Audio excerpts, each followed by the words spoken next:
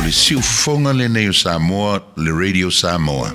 O mawhai ona awina tu telefon mai Samoa. Ona o le lango mai ale ofisa malanga o le ADS Travel. Telefoni o iwa, tolu iwa, lua o, whaselau. Tolu iwa, lua o, whaselau. O te whatalofo ino tātu o tunu, o tātu o mafuta le nei fo ia sa fau. Tala tau longo o si mai alau whaafonga. E le maua lama leo ia lātu sa ilinga I tusi sai. Mōri mau e tō lua o whaia le polo inga le whaamsinonga o Palota ina ia o atu. E tū lai e mōri mau mō le tangi tau Palota. Mai le tū mālo o whale ali le tasi. O siria nei le lima aso talu na sa ilia ia mōri mau e tō lua. E le maua. Maua whailo aini popolenga o le whaamsinonga I do la saunga le mū. Pe tai ua whailo a fo I manila ngono le whaamsinonga. I le whaono iai o nisi tua. O loo whaalawe lawe I se tau mawhainga e tāofi ia mōri mau. Mai le o atu I lumo le whaamsinonga. O ia tūlanga wa whailo ai se pepo minute mai le fionga le whaamsino sili. Le aveo le ofiso le lo ia sili le malo. Ma uoa le whaamsinonga na te whaia se ngā luenga. E fesoa soni ai sa I ngā leo. I le fia maua leo mōri mau e tō lua. Wa ta atia I neire toe wala uino le tangi tau Palota le nei mai whaleali li tasi. Se Italia sa I ngā leo. Ma whaia ai ma le polo a inga le whaamsinonga. E ono masina watu watu mua e whaiai sa I linga, ma ale maua, e toe wha au popo le isi ono masina se I longa lava, ua maua mōri mau. Wa whaiai fo I ma le whaatonunga, e tau fia ne malanga ese masa moa o mōri mau ia e to lua. Ma le whaalinga mai le whaamasinonga a whaia le ai se mafua anga tatau. Wa leo o tuai ia mōri mau, o le a mōri aloa I le whaalemi ngau le whaamasinonga, po le contempt of court. O tolo poa I nei le toe fonga ino le tangi tau Palota mai whale ali li tasi. I le asonga fuas furu ma le iwo I Januari le tau sanga fōru o olu ono. Se ia vanga nā ua maua mōri mau o lo sa ilia. A o le io I le aso ua whaatūlanga e toe fonga I nai le nei mata upo. O le tūlanga fo I le inisi o mōri mau ua maua tusi sa mania. Ai le io atu ilu mo le whaamsinonga. O le taua whaasanga I whala au whaasaina e peo na mōri mauina le sawa. O le uru fale mai le atunu o le aisa po le methamphetamine. O le ngate ne wha upe ngai leo le sua ino no fuanga. O lo wha whaine le ai. Ai o le tausanga fōru o luono le a matasue. Pe whai ai testa sui whai pule umo le pāle mene. Wha pe fōi na wha tino ia su enga I min star na ka peneta. O le solua le nei vai aso le whailo a inga le tektai o le malo ma min star na ka peneta. Maurua onga uma le malo. Wha pea onga e ka le sia ma onga tūma oti. O le whailo inga le a whailo ai le pāle mia le tāua. O le ngāruru e whaatasi o whaia onga me le malo I le tāu fia. O le o atu o whala au whaasaina I tutonu a onga. O le whailo inga le pāle mia matu stala na ia whailo ai le whailo inga me le amata o su e ngā whaipule. I le tango fia leo whala au whaasaina e peo na fuafua e whaia lea tūlanga I le tausanga whau. O le waala upase se fau o fausanga o tāu o le catamaran. Le ana wha mautua le whainga malo taluai. A le wha tua I le atua sa mo o tasi le teita inga le fionga fia mena o mi mata afa. Na tau aveina le tofi pāle mia. Wa leo mautua le te minei peo o na au mai.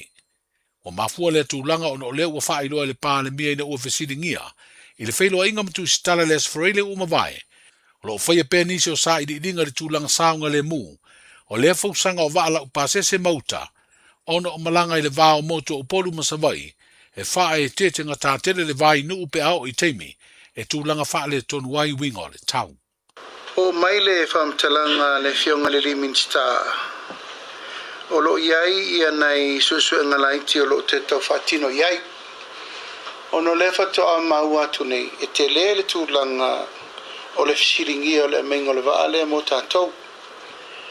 O no le tūlanga fo I le whapea I le o atu o toa tāpenanga ilona saunga le mu ia mga whatauli maina mo le vainu ia malitulanga o lo ia I temile nei e le mawhai e le vaa lea nau whale I tātou wafu whai si te leo le vaa whai si papa o wafu a le vaa e whai si ona te le tele malitulanga la lea o le whapea mai e le iai se teimi na tātou whaungai naini vaa se lua cab ranks te peo alia e le lei alia o wala iti o me mawhain whatulanga. Au se wha te le wha pēa i se tūlanga e lua ni wha e whalangolango iai le te leo le wha lea. Ia male so tanga i le o ngā tom. O mai whamtalanga i atea ua i nā le toi fsiringi ai i tūlanga o saunga le mūma le tunu. O tele ngā luenga o whai le wha. Ma ua mai tawina fo i le tūlanga ua watu ia se susu enga whapitoa. Inisi o company e le ia la tau le to mai whapitoa i Marines Safety. Ma o lo whatari te mine nei. O lo whatari pola le sia ia inga whapitoa na maila ia se whainga muni muki. Se whingalo le fionga le pānemia, sunga la audio le mani e toa le ua te polata i wafosi. I le tūlanga lo ta otoa i neile au mai o se isi wa fou. A wā malanga i le vāo muri whanua masale lo longa. O le waa lea na fuafua i le whainga malo taluai. A le whaatua i le tua sa moa ua tasi. E te tau na au mai ma amata whao ngai le masino o ke topa o le tausanga nei. O tu ua o ngā umailu tātu o tunu ua watu uanga waso fia le kurisi masi ma le tausanga fau. Ma o se tu uanga fia fo i lea i whanau. A le fio anga o ngā ngai fo le vau i le whanga. Ono lea ua wha auru fale le whalea o ngā tūlanga lua mua o le nuu. I le tuana i o tausanga i tele o a o ngā whanau o ngā ngai fo le vau. I le whalea o ngā sa whale luai. Ma le fio anga o mata utu i le whanga. O November le tausanga i lua na amatai o na whaatino le ngā luenga. Amata mai le whaapa mai no le whanua ua fausi ai le whalea onga. So ai masa ili ngā se leni. A wasa tangi i lima le fausia le ngā luenga le ana tofu sao i ai. Le nuu ai maise o mafutanga tama whanau le fio anga i New Zealand au se talia ma Amerika. He o lava i whanau a ngā ngai fo le vaolo o ngā lulua i ngā luenga whaavai teimi. Whapea e kale sia le nuu o whale tua matausi o au manga matau le lea sa tongi uma lātu maa i le ngā luenga. O le tau e tasi tesi ma le tasi miliona tala. O le sa ili malo e le whaingofie. Whaingofie o na whaaleo le whai upu. Ai whaingata o na whaatino o na whaauinga ina. Sa ili malo lava le tō wha ma le whautautanga. Ina ia ao ina le le ialo ma whanau a sua ma tia ma whaumuina. Ma le mamalu ia te oe ngā ngai fore vau. O sa ili le tō wha li ma whaipule. O na a mata lea o le ngā luenga le nei ia November le tausanga i lua afe, lua se furu ma le lua. Pei lava o na sau noa le whawhenga inga taulangi. O le ngā luenga le nei na a mata, e le ai ma se sene tasi. O le lui taunu me la tasi le la. Ai sa lui le tō wha, lui il whautautanga. Ai se ha. A wā a moni le tātou sa ili malo. Ua mawhai o na tātou whaatino le sa ili malo. E te tau na o sa whamatalanga i le whaanono manu. A tō vine ma whata whai taulanga i to tono le whioanga le nei. Le anga o whawhianga inga taulangi. I to tono le e whakasa. O le ekalesia katoliko. O le mori maua i ova. O le ekalesia o le whaalapo tonga a Yesu i tono Samoa. O le Assemblies of God. O le aupa ia o aso e ngatai le lotu mamona. O i la tau ia sa tatalo i le ao ma le pō ma le ao. Ina ia whātau nuu ma le manuia. Whaamalo si au i le tō wha ma le whautautanga. E ao lava le nuu le nei. E ui lava ina whaingata, lu i tau na wheangai, ona o le uti o le whasoa ma le vai o le tamao a inga, ai sa tangi lava i le afusina. O le lu i tau le na a mata mai le ngā luenga le nei se ia o mai le aso, e le ave se ina ma le fioanga le nei. O le tangi lava i lima, le wha moe i le whale a onga. Le sunga ya sua tani e lusua e le tala o to le ngā ruenga. Ai o le minstawa o ngā manga nuu, o le suifo i leo le malo na sau noa, i le te talaina o le whalea o ngā tūlanga lua fau o ngā ngai fo le vau. O le ulua I taimi le nei wa fausia lo ia I se fale a onga mo lo tātou lawa nu. Sa ta ape solo o tau walo ma whanau. Sa o si o si foila o tau whale lua ma mata utu. Be o na o ngai, a o ngai le to telo o tātou whanau. Be ta I o tai au le nei. Wa tino ai lo tātou, wa tino ai la o tau tatalo. Ua ngā whātia tau limaina. E nganga I fo le vao na fausielo na lava falea o ngā moalo ma whanau a o ngā o le tātou nuu.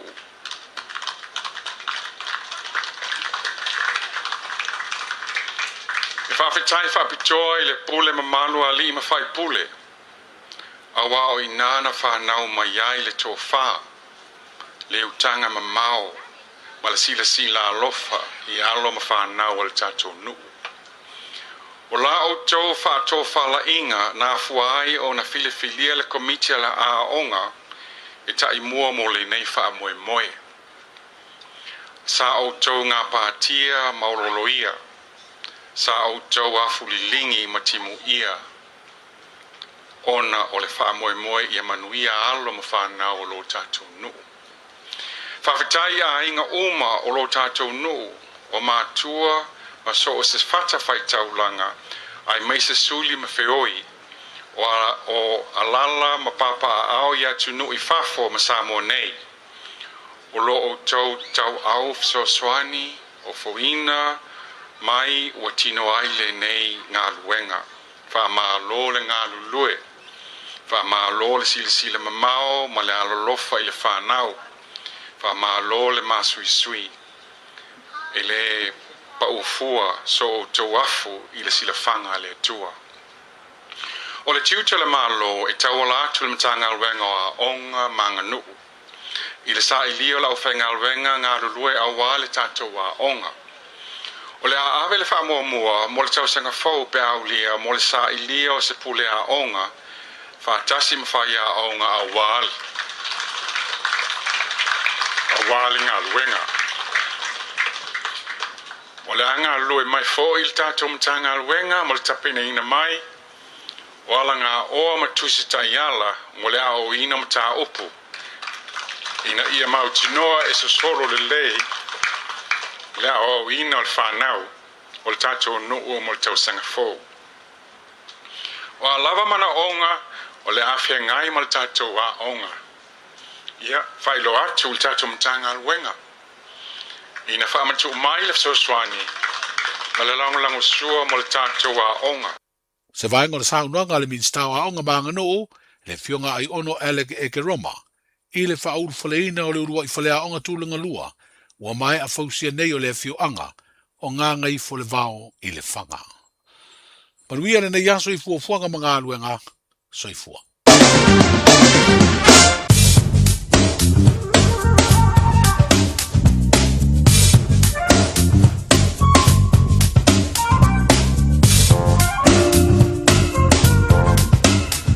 Nau te whaponga mana lea tunu lea wina tu muli o tātou tala e peon whaponga e le so. Tau tua mai autanga mea tipi autanga maia, whamoe moe le lofo le lii. Muli atu lo tō soi pōle matu mōla le aso a tae au. Te whaponga sa whaponga o tala mai si o tātou tunu o I Samoa. Te venga tala le tau lo tu maru mena whamawina I au ki lani luasu lima le maurungo no iai. Malona manu I le fiafi e spulu maleono. Swidi yangi mai sauti sipo a wawa pa upo naiti munga I le so. O le inga mo antai au ngā tono le vaiaso, luasu whālen vela pa mawina le salulu. Christmas I sulimo le malu I le po. Ia e whemei pa upo ti munga a wawa. Winga pa ina le tau le stofi. E o le safarai pa uti munga a wawa. Luasu whālen vela pa mawina le safarai le. Luasu lima le vela pa mawina I le aso to nai. O tanga si o tātou tunu, whantarabasi o tātou tunu e pele o tō pingana mo tātou loto I Samoa. Maba atoro pa uti munga o wā pasalo atoro tātou tunu. Lusu riva le bela whamona mai Samoa marona manu le piapi. Lua se pulima e wala tua e lau talo. Sainga apno pa atoa lama. Ia, o lo wa penana pa uti munga e o mai siva deo. O mai aopani Ia, sauri mo lava lau papo fio lolo mai au ua mamafa le traffic sau mai taino offshore. Se vainga fo i Victoria Park le tau langa ngai nunga le Harbour Bridge. Ia, le lava whai maria o mai mauta malawa i le saunga le mua pao ngai na le telefoni ta ole ro le mu le spasia bodi tanga i pa ai loi lungo le wala tu la fono le ase si lungo tu la fono. O se vainga na wai kanto roto rua taubo janagi lo mafa lava ti munga. O se vainga na pe plenty Asaratu i King Country, Kitsborn, Maxwell, Mua, Wellington, Warrapan, Palms, and North, Ipa, Ia Lava, Pito Lalo, South Island, Play Station, Modern to try, Ia Olopa, U Lava Timonga, il Taming Nay, or Awa, Pasolato, Lapta, Ia Poi, Tato, Mafo, Timonga, Stamo Luma, and it's a matter to Ballet, Fingalmorot, your Tato Boy, the Lee, and Mapan, Panaime, Uma, Tato, Dear Christmas, from Natrina, so if 4 more Pepper Christmas. Maua stau sang pōri file mu o lo tātou atua i o lona vi inga po i atu. Sta venga nā tala tau mo se fil mara tātou tunu, sta venga se tātou tunu i Samoa i o lo pauti mua lo awa oa pasolo atoa i a mana tua lava i lau tatalo. Lusu whabi luto o tele tu lai fitu, se mea lau whaponga tātou porkama le alanga upu, ea pene ina le whiunga te akono i a siawa tuipea.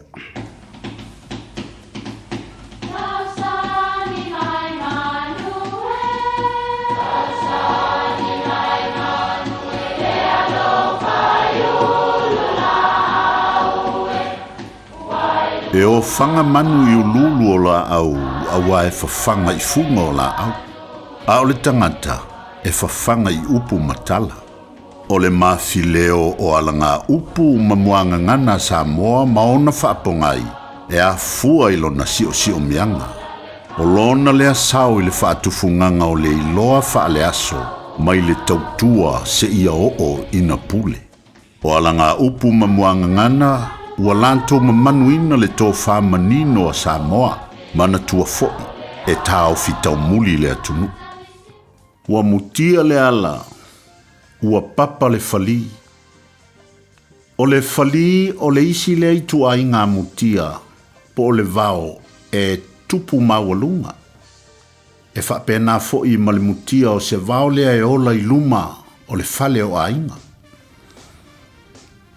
Fai mai ua papa i lalo ma avea mamutia o na o lou solia soo i lou a fio mai whaalawelave. O lona winga. O se upu e whaavi i ai ma whaafetai ai o na o le osi a inga o lea tangata. Ai se ua le tasi pe lua. A ua tulasi o na e fio mai ma e anga lele mai. A lele ua mutia le ala. Ua papa le whali, whaafetai le anga lelei, ia manuia lau whaasau-sau.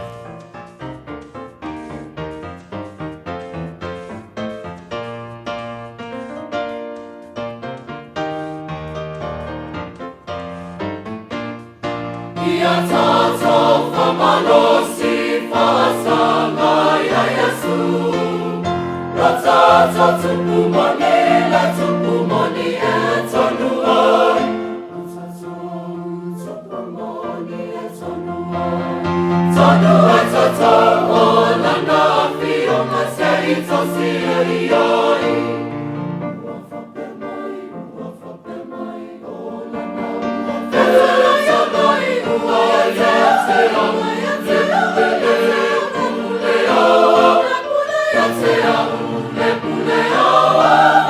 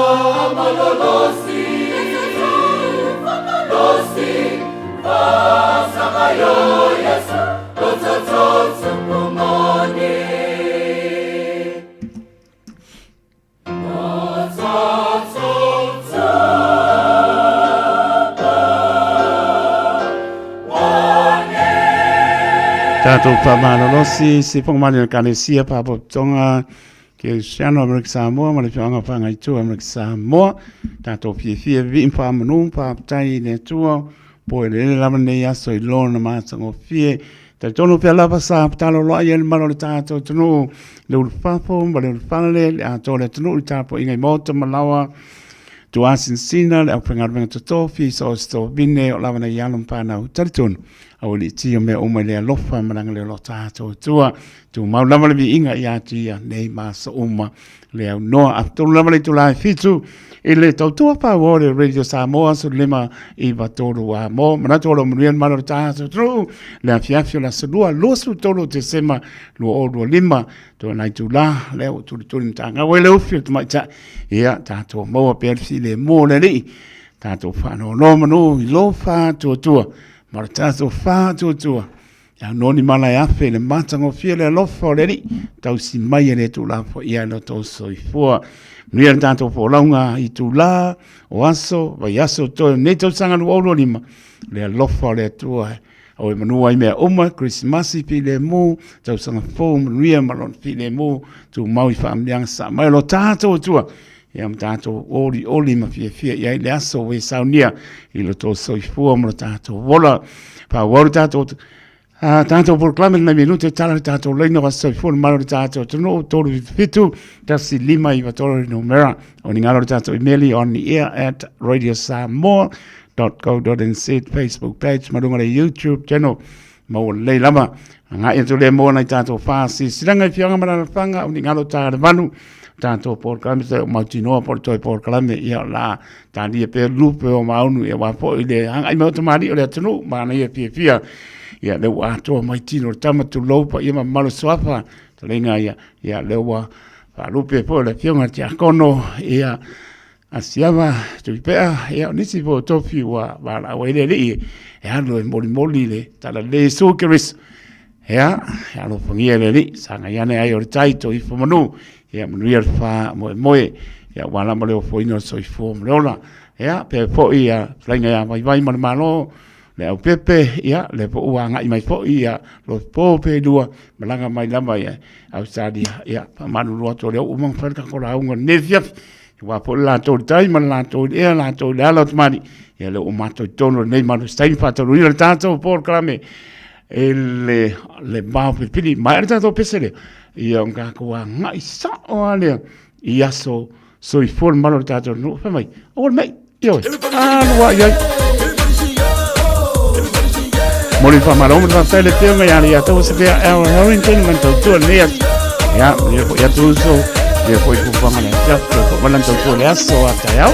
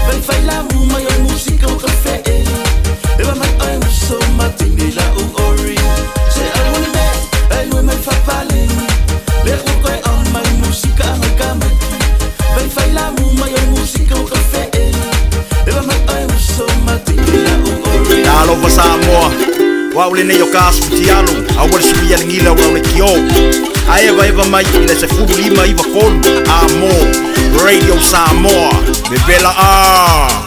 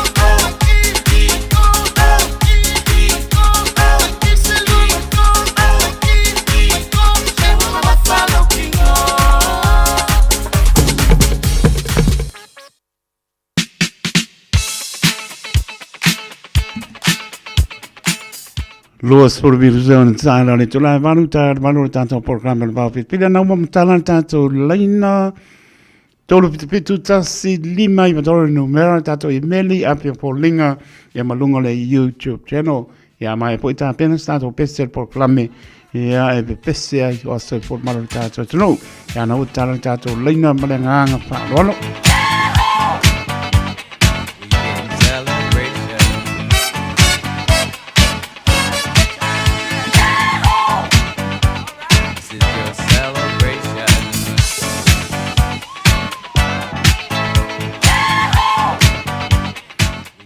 Rapatu ya o lepa Malaysia mai sini Australia pe vo ia sina leo misentu atina ya salio ya mano leva mai fatai ni to saulo Merry Christmas manuia le fiafi la pepe pilione man patu ya sama sina man kwalo yo tara papo-wina tanielu male ainga i o tara lopa ti manuia le fiafi anam tala tato leina umia amarka ko pese se vai pa stato imeli Aliado, ya, ese lo de pie.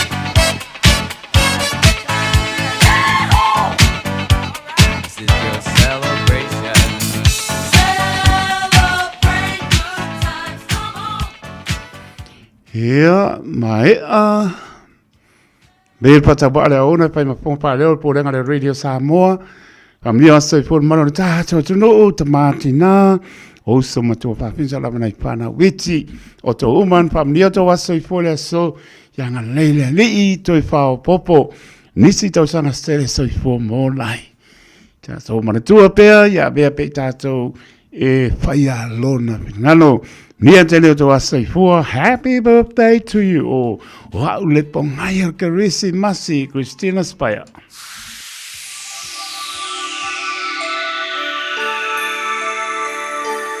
Wai e au, de tanga sala. Wamana tumaya, Yesu lo ufaola. Karisi masi, wa Bongai, Yesu lo umasai, sewa afetai. Oh, wa ulava le bongai, ole Krismasi. Wasoi bongai, ai lo umasai. Na soi bongai, se ala sili ona mawalalo. Salaina ia mangalo Lanye Lili walo maya Salia la uneidi Inga o te si itia inga O te ifo atu mapamanu Ile tupu o tupu O ia ole filemu O ia ole loko O wala patu noa Well, you tino sangata Awa unile sangata Nano posala Lenye iwa o mawai Leo la maleksa olotonga Papeta Yesu wa elabea ile papanonga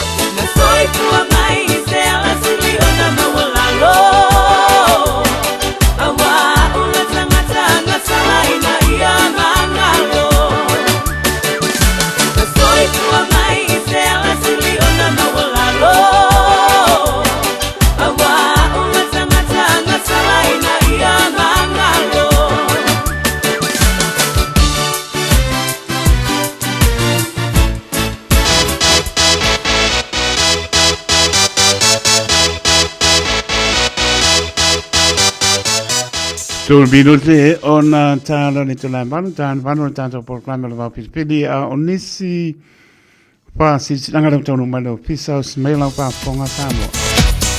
Te malanga i Samoa ia Sofia Fia au te aluma ave le misela mana i pautuanga.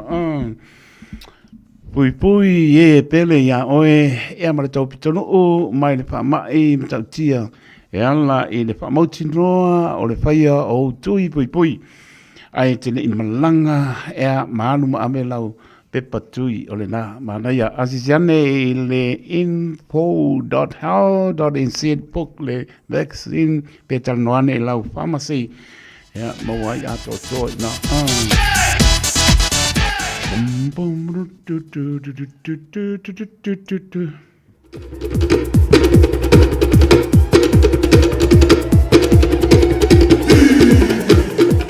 o le ngala sa lo minga o le tusi o songa ia male lo minga o pili ia mo sa me alo par que si masi e mo par penga sa mo sifo tutuile le mano o nisio taratu o sa mo o nga opo le mta pa yo ia matai pa ngo pa lave pe yo pa i ponga maliu o le sio singa o ainga psit pa ngo pa olo si pa lolo pa ngingo e kalesia mo le tele o le ngano fa longa Pittsburgh ta lalon taule wo yai more sit fia.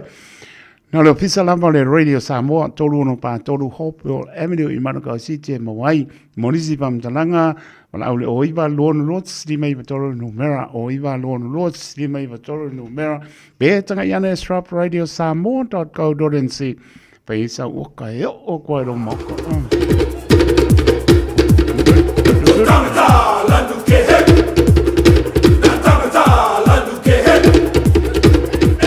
O le whasisilanga, o le lotu, o le inga sa matai, suli o ui la epa manuu o waitele. O le eia i ulungalu mawhanta i mongo o lii, o pa ia sau ngata sa moa. O oi o le au mana tu lou, o pa ia whaleanga no, whale maloa e meisi o le tala lei. Ya mata mai lava i le tai sama o le toi manoa se ia la asia le whanga o ne one na panuan ta wilo ai ma lo tulou lava. Tulou na lea fia o tama ma ainga o ainga po i matama a wā a ainga o nofo, a ainga o tupu, a ainga o pāpā ma ainga o tapa i whā. Leo zonga i atu mua mpule tu au ma la taua ainga le tai ma le ma au fonti. Pāpea hoi sua ma le mai panua fō ma i tu langi sa ole ma lau niun sa lua malu le i tu au mra la taua a wa o to o le ula a fio fa tui matama o le tele i le pangari na fo i le tapo inga ana uwhinga le benga sila le tua o tama pa sawa le langi i so se pata pai tau langa o loo la tono no ai manu mo Samoa ma ona tangata ai o le langa so mātou leo vai ma papito ngapa sa mātou tala i suli le suafa mataia suli o ui la pā i vai tele ia maise o le nei nuu o le nei a inga papea a tō mānatu le tō nai tō a mātua o la lango mai tia sā hoi la tōna saina le ngasu o le tai au i le tele o fita maru i tau a maise o lo la tō so i fua sa ili Haili balo au wā le ainga ma le nuu, e langona ai le loto whāptai ma le anganga whanga e tia. I lo la tau sao tā ua, o tātou o ai nei whareseu ma sai ma au marie. O leo wā e aisto whā i le fionga i le sao ma taia Margaret Sapolu, la mostele, sio whāpenga ma le mana, hea matupola tainane tangaloa, ia masi linga e maise oe, na le ipule, o toi ia matulanga malauto whaia pula ia mare whaapare upolunga. O lea whaia le tātou lotu whaaptai le tua ono lona lofa siri ese le ainga e a fua mai e mātutua e o i nai whanau. Mātou te pala watu i le nganga whanau ala tele o so se toto whaasalawina o le nei ainga ia mare nei nuu ai maise o ana tau langa soifua. O loo whawhane le malu i so se whata whaitau langa. Nei a pio mai, mtara mai au tātou si tia whātasi le vi inga i le atua ono lona alofa ma lona whamaoni. O le apatonu ina le pa moe moe la solusu fitu o te semalu o lo lima se fulu le tai ao I vai tele tai lama tarsi ia le alofa le tua ina ia patonu ina tātou fuafuanga oma.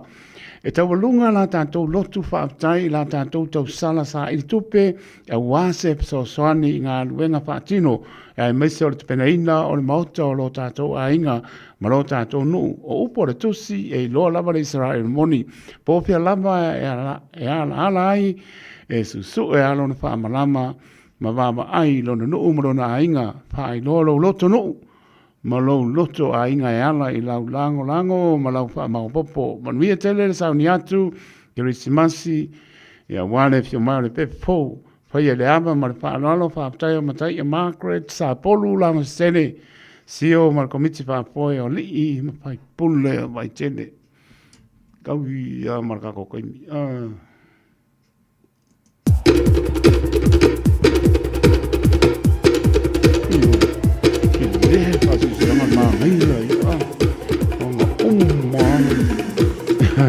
Pari karo sau loa lau markama lea. O nisi nau tato pasi silanga sa amore tunu pene les pai vai asa ma se mau ia pa mo mo lo ngake sana ma ngalo la so ona o iba lo no lo slima I vitoro no mera tal no la fo pi pi ma to ofisa nisi o pasi silanga ia e ta una tongia warta tu le radio sa mo nisi o pasi silanga mal podenga le radio sa mo ma to fa ta va mo le atlenga pa sai Maru tātou tunu lango whaasi silanga I whianga mara panga pa tonga ia kare sia manu le lava ua o madama si o ne tau sanga o lango mai whamnia le atua tātou whoronga whai o le ne tau sanga o manu mea uma I le lofa maranga leo lo tātou atua Ia o le na o re pamlesia manuia ke simasi mai sini Australia mai pesa lea tātou se el programa mau pirpiri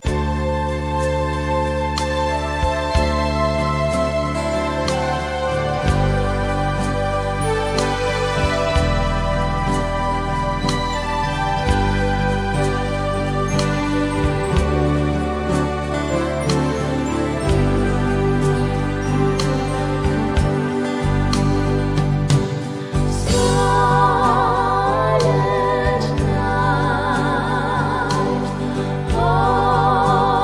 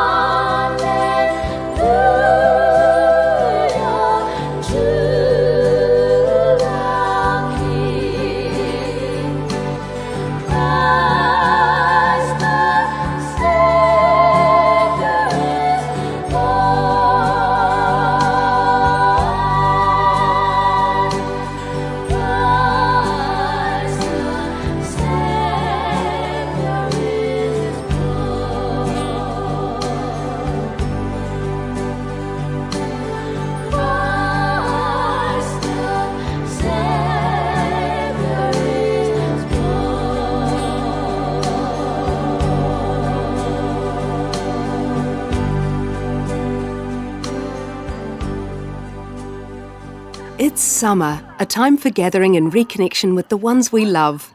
Right now, measles is travelling across the Motu too. It spreads easily and can cause serious illness. Before you visit whānau, make sure you've had 2 doses of the measles vaccine. It's the most effective way to keep the ones we care about safe from measles, especially if they are too young to get immunised.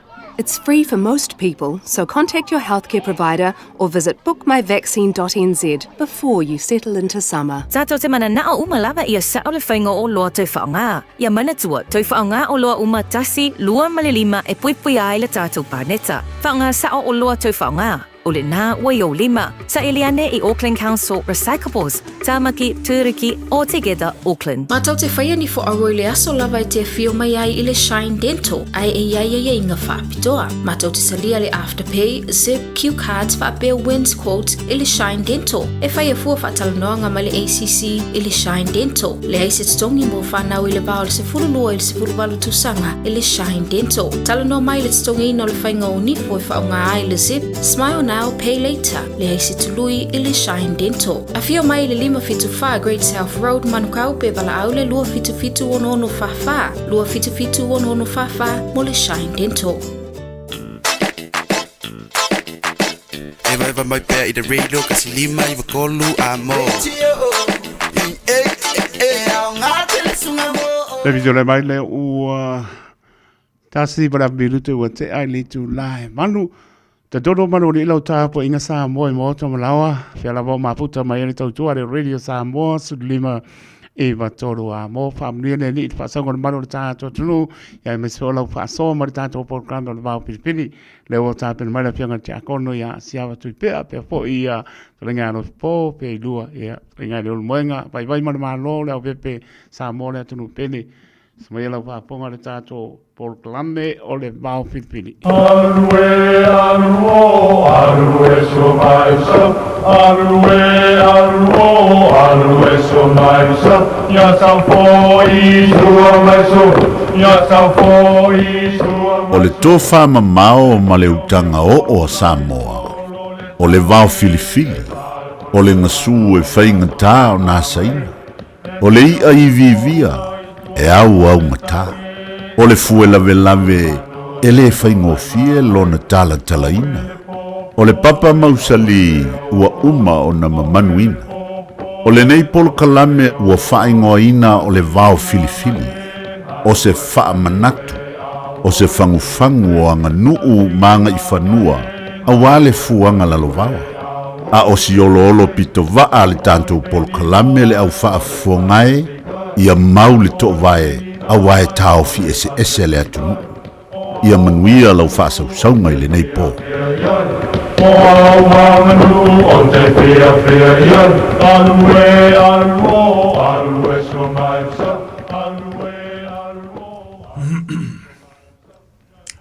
O te manatu lofi po ma vai ma le malo I le nei fiafi. Ia whaafitai mo le lua whaalo. Ia talusia o la tatoi whaafeiloa I muli lea I lo tātou atunu. A le polokalame le mawhai ona tuua le loto. Ma le anganga le fia mafuta pea. Ia ai ona o nisi o mafuanga. O te manatu o Samoa. O le whaasaunga o ao ma le atu folasa. O Samoa. O le whaatua I a asua sutoa. O Samoa o le papa tuloto. O Samoa o le pula o le moana uli. Ma le fati a lautai e toa. Fatai tafe. Pe atua nai tai susu e fue. O Samoa foi o malai o le tutoa. Ma le manino. O Samoa o le malai o le whautunga tangi. O nuu le lei. Nuu toe tofi ma nuu manaia o Samoa lea. O Samoa o lo tātou tofi mai le atua. O tātou la o suli o le langi. Le ala lea o te aungata I e tau papae ma tau whaalanu a wā o lo tātou tofi e whapea. O le pa ia o tama ma ainga. O le pa ia o ainga ma lantu tama. O le fua le melame o tu mua ma pule i tu au mala taua ainga i le tai ma le vaa o funti. Pa ia fo ia wā le whalenga fulu, tama le manua ma to o le whale ula. Sa moa lea. O te aunga tau papaia wa e papaia ia so uma. E papaia mai lava i le tai au. E oa i le po e papaia e sa moa. Le nei ia fiafi alo mai o le tātou polokalame o le vā filifili. Tā lofa lava. Ona o tātou o suri o le langi. E fia ai fo i e whaatalo whaatu i le itu ainga sā ma whaafenga inga tutofi o le tala le lei. I so se pēteli tāpua i o loo i paia inga ma so se tafa o sā moa manu mamao. Tā lofa lava. Ia. Ala maia o le tātou polokalame le nei o le vau filifili. Ia. O le toi polokalame fo i lea o lau tau sila mai lo sao whai atu. Ia ona o nisi fo i o fuafuanga ma ta vilingo le o langa ma le soi fuanga mo iai ai fatalo fatu i toa o le tātou polokalame le telenga ia sale aula ma ia ana mua le lava e soi fua o le a umane lava i le e fai mai i le vau filifili au le lava e soi fua ma losi le telenga ia sale aula ia fatalo fo i le telenga ia le ulumoenga, lau telenga vai ma le malo, po se utua ia sa tuisa vai luu, ia malo le soifua le nefiafi, fatalo fo i le sunga ia taito, sunga le lia awa o whaftai lava. Malo li soifua. Malo le. Sau novo i lau whiangon tia kono. Hua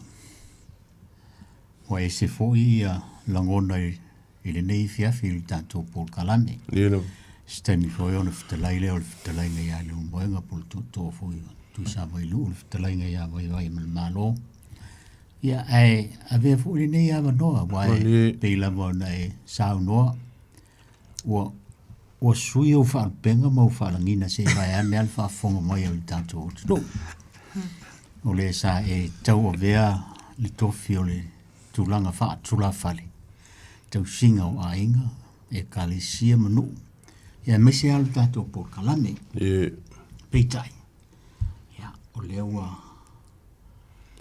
Tari tonu fo e leo toi pose lilo le whaafonga mai alu tātou utado. Ma loa fo i lau tau tua matavele le tātou polokalame. Ia ma loa le whai o le whaiva.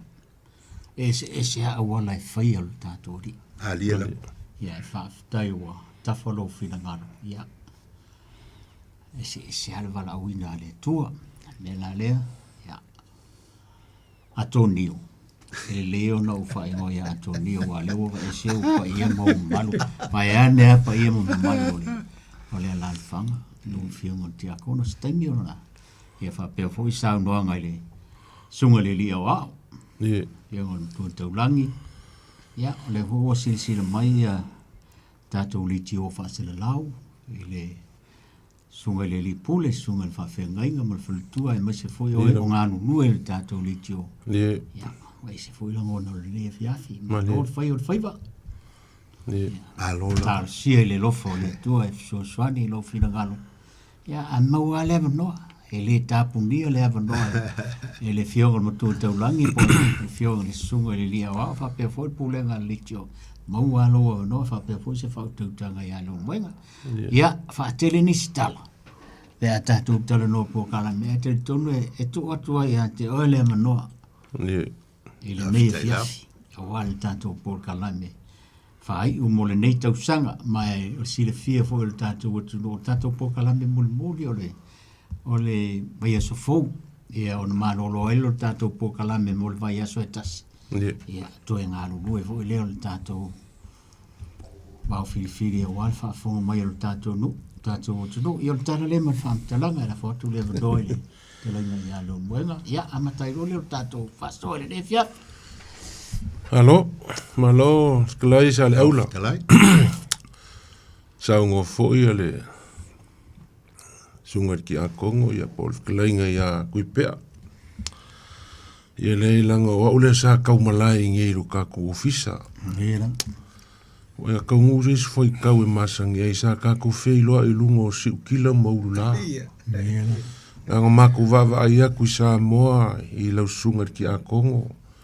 O lof kalain kui pea ia mako vava ai aku i Australia i lau ko whalof po.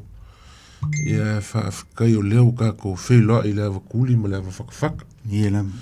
Kako fei loa i lungo le likio i le por kalame sili o ngakaua. Ia o whai kau i kulao nga kako hanga ia kule le kilisimasi kako sapai le pepe o le kilisimasi. Wheme warkala lesiko inga. Kusa penga ia i pusanga le umu o va kusa momalo. Le ia i kai me wha pulo watsua vai o kai piksili lenga asa. Ia i kile ia i ngai kausanga. Sa kako vao se ese. Sa kofua le lupe ia mo le fui e kuwai. Leo o kako fui whakasi e peo le upu o kamo la uli. Le ngai fiafi lungo le kio le langa por kalame. Ia le li. O le kufo inga. Kau whala langu i le wa le saunga le sunga ki a Kongo. Ia le li i le whaunga inga peo le soifua.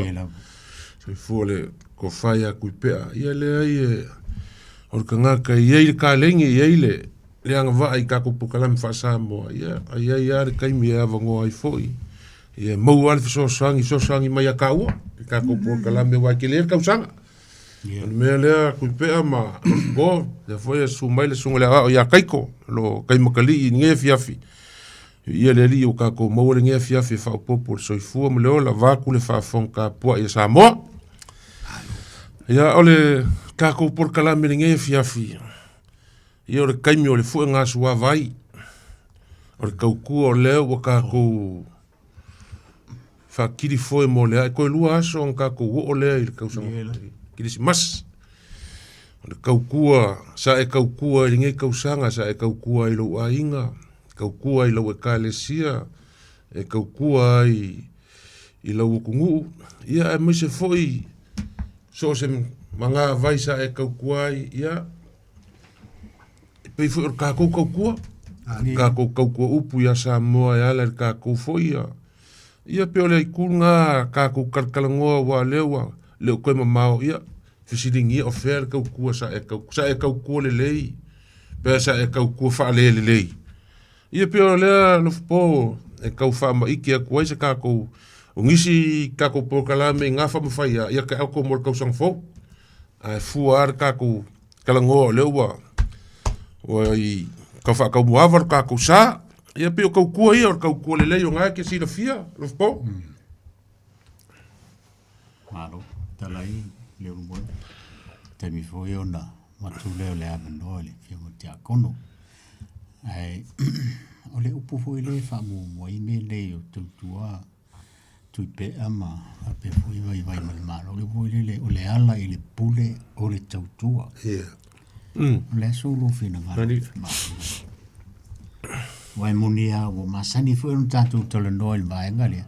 Ia ele le ia le to e fa manatu ia mai le to e pose lilo i lo fio te akono o lo lo to fo i tono le tato le tio e alo le tato por kalame o le filfilio sa mo le ngata ile le ai por kalame le tio le fa nga solo mo ala nga upu sa mo le tunu o ia le la fai e o mai al termine le ngalo le tautu ia mai al amtango le nei le tio lewa a mata o na e whase tua ngalun tātou pōkana me ia a lewa tō fia oe a wale ngalu e ngupa ia le tua me whāloalo.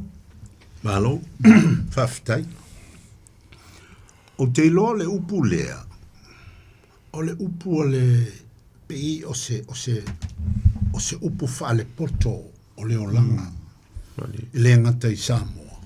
Ia o isi foi anganu maisi atu. E iai umale winga natura lea.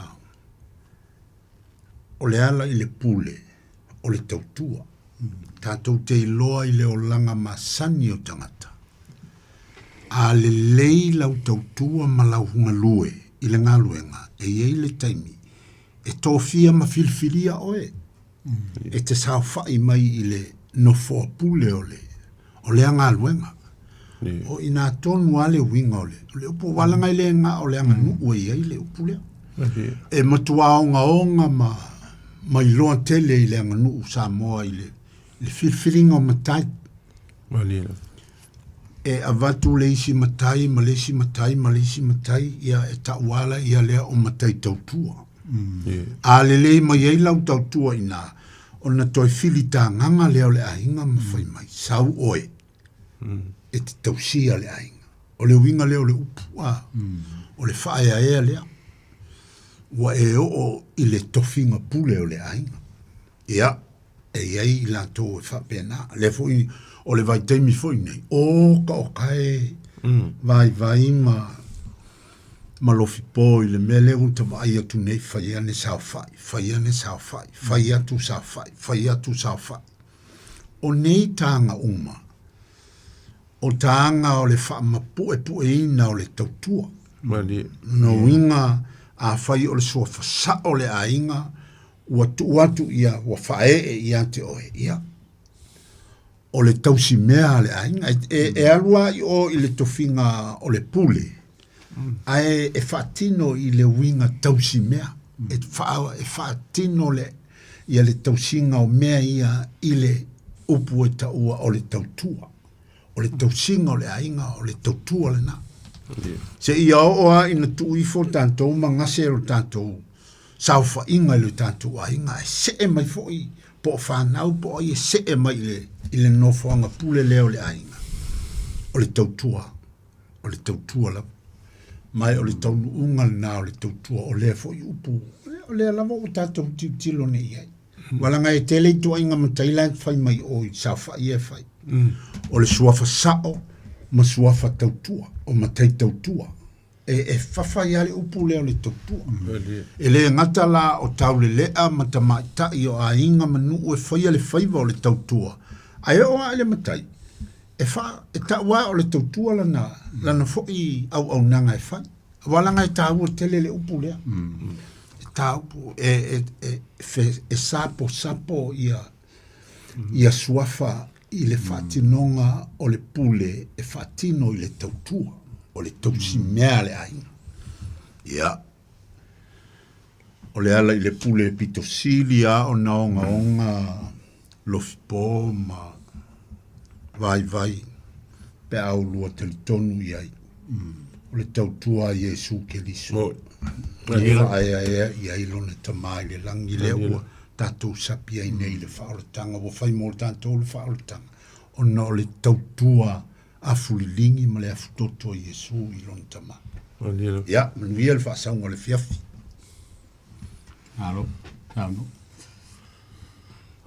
le waef ka lai kui pe ai le upu leo le ale le pule o le kaukua ai ai le ale isi kaukua le o le kaukua fia makai o le kaukua fia makai o le ala le kaimi e whaonga e le kaukua fia makai ala le kaimi wa leo le ale le pule o le kaukua wa le siaka ngaka o le vaanga nga kakalo i ngā whape ngā i foia se e la koe makai a o la inga nga pale o le asa u mo le kaukua fia makai ta ilo ia alofi po ai o te whaalongo i toi ina e avea le launga o lono winga e le maua sona manatu pe a whai na soifua fau i le matai i le suafa o nai ese le mana tua whai o mene e whai tauina tantou e le tua i le anganga e whai a i mea e le anganga e whai e o fo i le anga nuu wha Samoa o le anganga e wha ea ai oe o na ua malia e lo wainga ai a wha pea wa enu wha oe matoe lilingi angi le vai i lo ulu ma e wha manguia o ia oe ia o ila e aku ila lolo lima nga ku le vole ia se singa o ia le whai au mea o lono winga wa e taua na wina le mea e le te tau pe o le taimi e amatua ia te oe le mea fa mai leo to ina a vea lauma le maua se fina ngalo le a fai fo e te tonu le ainga e vivisi ale ainga e le maua se manatu A fai fo e te tonu le kalesia e o afo i me fa pena. A fai fo te tonu le nu e ma fai ana o i na me. E fa mo antu le nu ai sau. Se o le va mala li le mali. E li ka ko ngofo nga fai nge li fa mai o le ya le ali e se le mele ku le mai. Ia pa i o le mele o le ona o le fia matai. Ele o se tu le lei le a. Ele o se anga nuu le lei le mele o le fia matai. Ele lei ua filifilia oe. Ua fai le malia o le ainga ma le nuu ma le kalisi. Ae le anga lo nofoa oe ia ma toi taulangi. Ia avatu lo lea. E fa pena lava ona o le mauna le atunu. Ele maua se launga. E vea le launga. Lo winga lau, kalainga po lau saunganga o le, e maua mangaku o lea kaukua, ke mira lea kau lea ma lea kaukua mai kua, se elo le po kausi. Longa winga ngu inga, e kausu e ngā le la unga wa ese ima le mea le nga, sanga ngau ma iai. Ia whaia isi.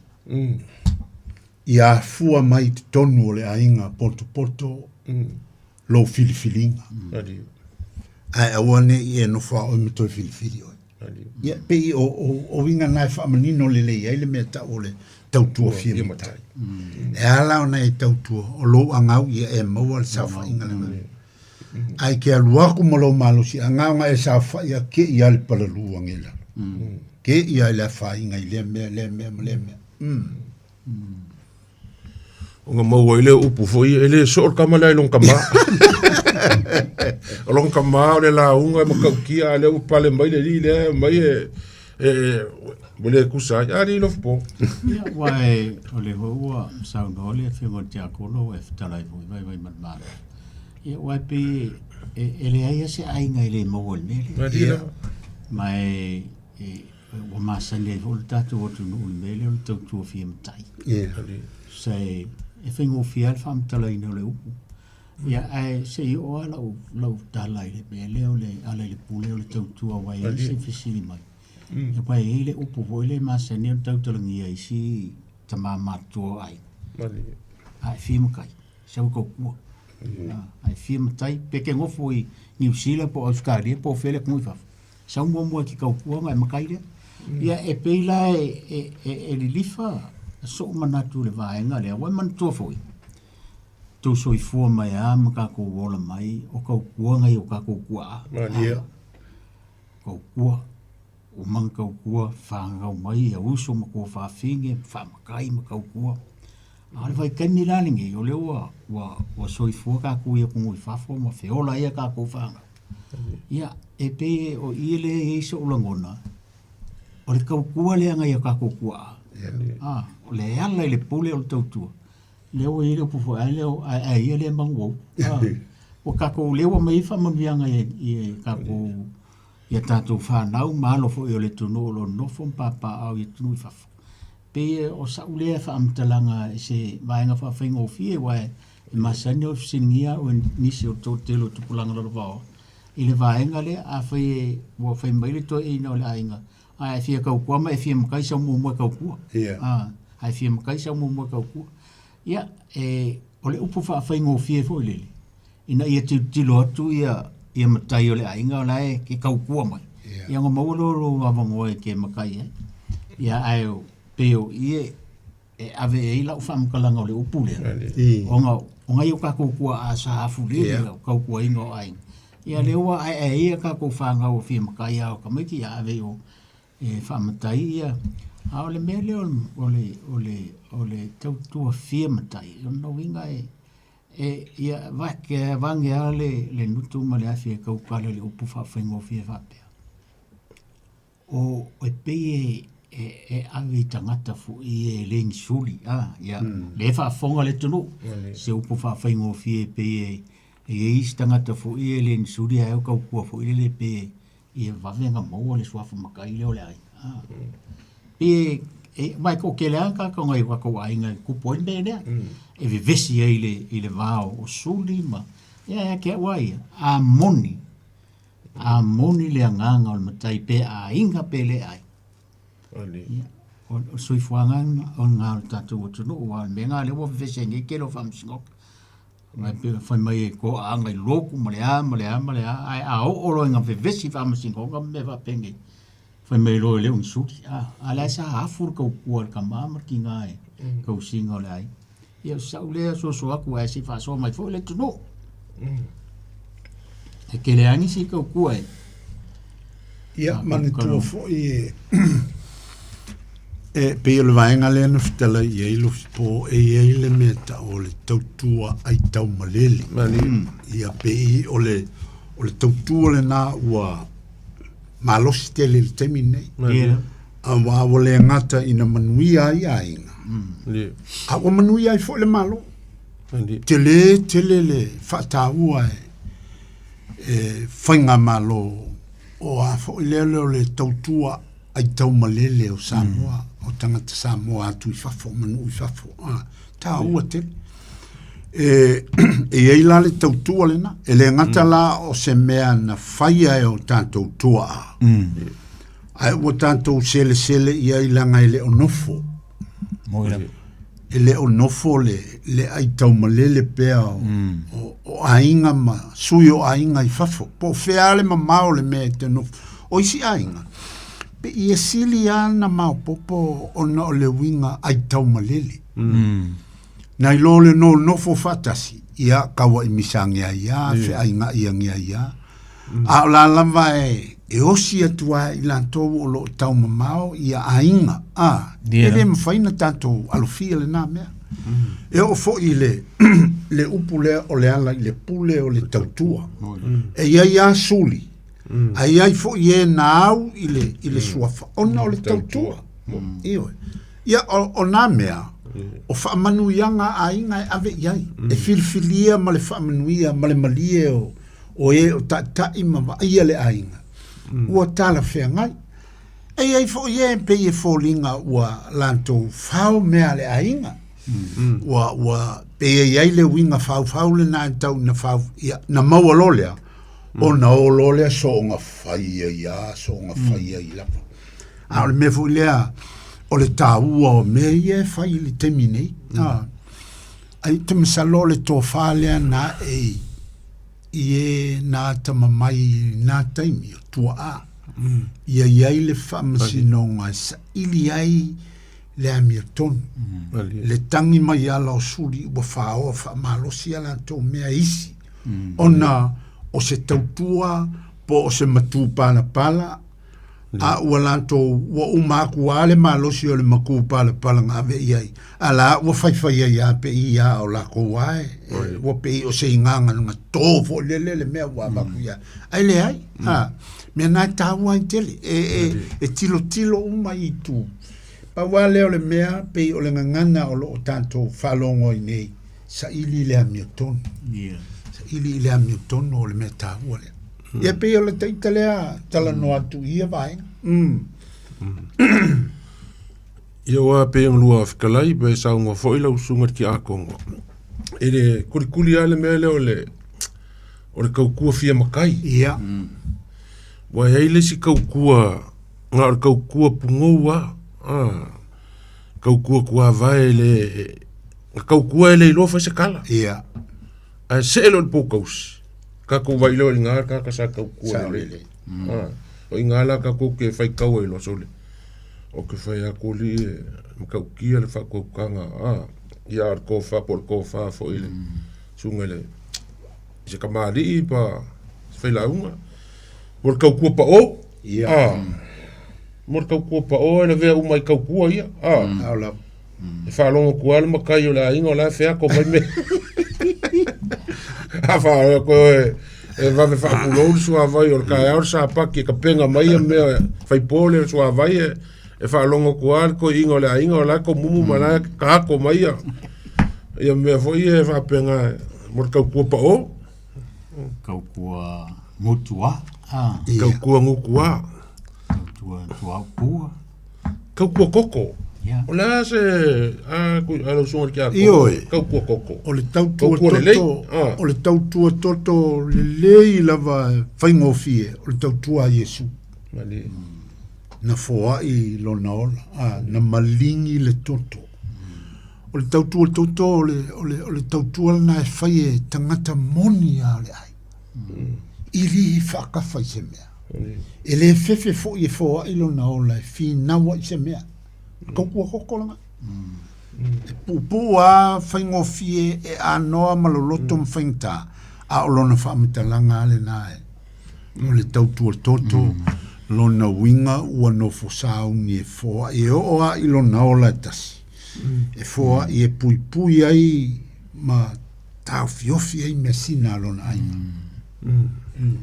ma nei ele wale wa sau no foi le fionga tiako no tautua Yesu ma lingi longa toto ma e me fai foi an tatu o veli tautua foi le fai e fita ia tautua le fai e manu o le malo o ile le tautua e la mai soifua e msa ai le toto ia e fa pena foi isi tautua isi tau le o no e malingi ale toto no le lofa le matai o le ainga pe o le tupu fala la ve tono o se la fanga ma sto fa popo tu le vai mal malo ele popo le ape maliu o le me kupua kai pe fo me ka kilo ko ya skali o le ngos fa ia ile ile le maka fanka ka uale ka ku fo sia kele soi fua wa io fa sauina e la ve u fa la lo ka ku le ka ku koko alo ai ar ka ku le o ka ku upu kauku upu o kauku le le o kauku ala nga le i laulua nga e le nga maua laulua launga mai loa o lua le tunu o nga o laulua launga o le tautua upu nga o le kauku e whaia upu alo matai a vai fo i o le isi makai nga waku ya oe o le makai kauku kasi le ma e nga tō tonga le lei o le matai tautua o le ave le whautuanga le ngata ina whautua i lona matai. Mai o ia fo ia whaia upu o lona matai. Pe a wha pe o le tofinga na o lona matai ti tonu o lona ainga. Na ngai e le matai o le matai e whai upu. Ai ke ua sosopo ange e lo i lunga ma le fia whai upu o le makai kaukua. Ia nga soli lo leo le mea le kaunga nga o iai. Ia le ngā male la inga fui lau kaukua pe o ngā sila fia uma e kākua kungu ia msa mo a koa pe le ngā whikalai alo fipo o kaimi o sola ia sila fia uma lau ko whaku i pea se waku pa ia whaalangi langa o kasi lea upu ngā mau o lunga al wawhi lau a lea mau e pe ko a whaalongo inga i lunga al wawhi filo sa mo o kama whaasau o le langi ko a whaalongo inga i kaimi leo sko inga le waupolo maku ngeima ia leo whaalangi ai ale au whainga luenga le foi lau whaalangi ai oe le foi lau ko e whaalangi ai lau fionga ki a Kongo kui pea ia wai lo foi lau kauko upu ele ngaka i kako le kio ia le community kaimi sa ai ngai ngisila e foi ka longa sa maka foi sa akele kaula mo i ka longa i Kongo o kilangi ngai i whaanga kama. Ia on mele whafkaile kua le whaanga inga peo o lau soifua, maua le lau malos. A leo ke vea ku peo o whafo winga lau malos, te kaunga kou me Samoa ni ua. A kaiko. O Samoa vai le malo ma lofipo, wolua malanga so iai. E ke so ngau la vale lo Samoa e a whainga lo. Lenga o vale tutusa le tau. E se foi Samoa i la aso kako wola e ai e se Samoa ke mingi kako aku e vevela e mama i nei le e New Zealand ma Australia a le makua vevela a e lua kula i Samoa e le ngaka i le makua vevela a le mamafake e le ke le mawhailanga e ula i le koe ngā mamafala i le e o Samoa e maweinga apo i ai i mai o le kingo. Ia o ka ika ke ala ku afu lele o kala filafi ai i ke wolu fa pe ai ngo wolu ko walu yu ka faisa ko manga ma e ka kele mo le malo si el ko ingo so alo la ka ke vai ko ai ko anga el wa kwa ya alu lalo ngai me paulo e la au fa yelo longa ma la malo si la so a o ka ika le E ka ke le o koe mawhaia na ngā mea.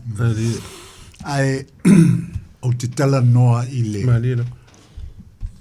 O lau tautua wai loa foi. Ona o le isi tautua.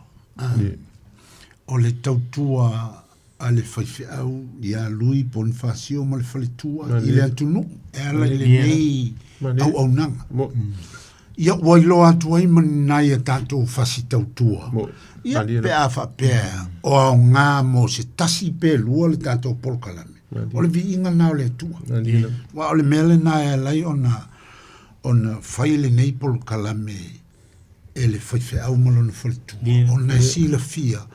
O se au al tanto le tau fi po le alama la alama le awala e fa manatu o pe le tu pulanga ma le tu pulanga pe le mal malama kama ki nga fanga nga ngi sila e lo lo mal malama e lo lo ma o la tu manatu la nga o fo ile awo fo ile nau ia fa ia ku lo li liu mo mai la ile me fa ka ko fa ia nga me fa pe al ta tu tala no nga le va filfili e ia tamaiti e tutupu e amala to apoale e whaamanatu e tātou le tāua o le tū ma le anganu ma malu o Samoa le winga le o le polkalame nei o le wawhilifili e leo se wawhilifili e kala ai ia ni kala mamao ma le loloko ngā le au makukua e malamalama ia o le alawa e whai ama tātou tala noa i le tupulanga o le fuanga lalo vawa o la uvo ila ava pe po wa eftalai ia o ilo wanga nga maulalo te faftai le tautua male au nanga le fifi au malona faltua ile tangata Samoa o le ngata na o kilani ale o salalau yani sila matu no o mamau ia wo o tu se tanto talano pe fo le lem tani tanto talano la vai a nga mo se isi o le fuanga la lovawa le tunu o lo fia mala wa le mta puni tautua wa tato tango fia fa fia ai o ina mai ile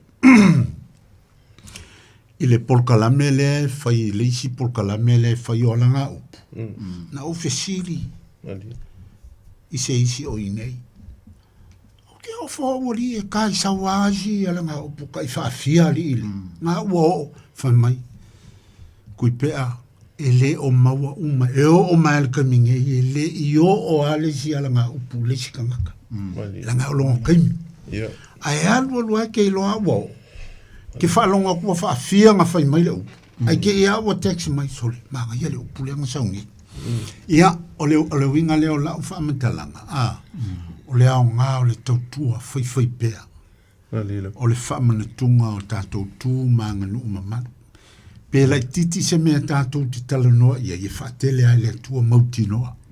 Au lau whaaftaina i le au nanga ale Radio Samoa, i le sunga i whawhengainga ma le whale tua.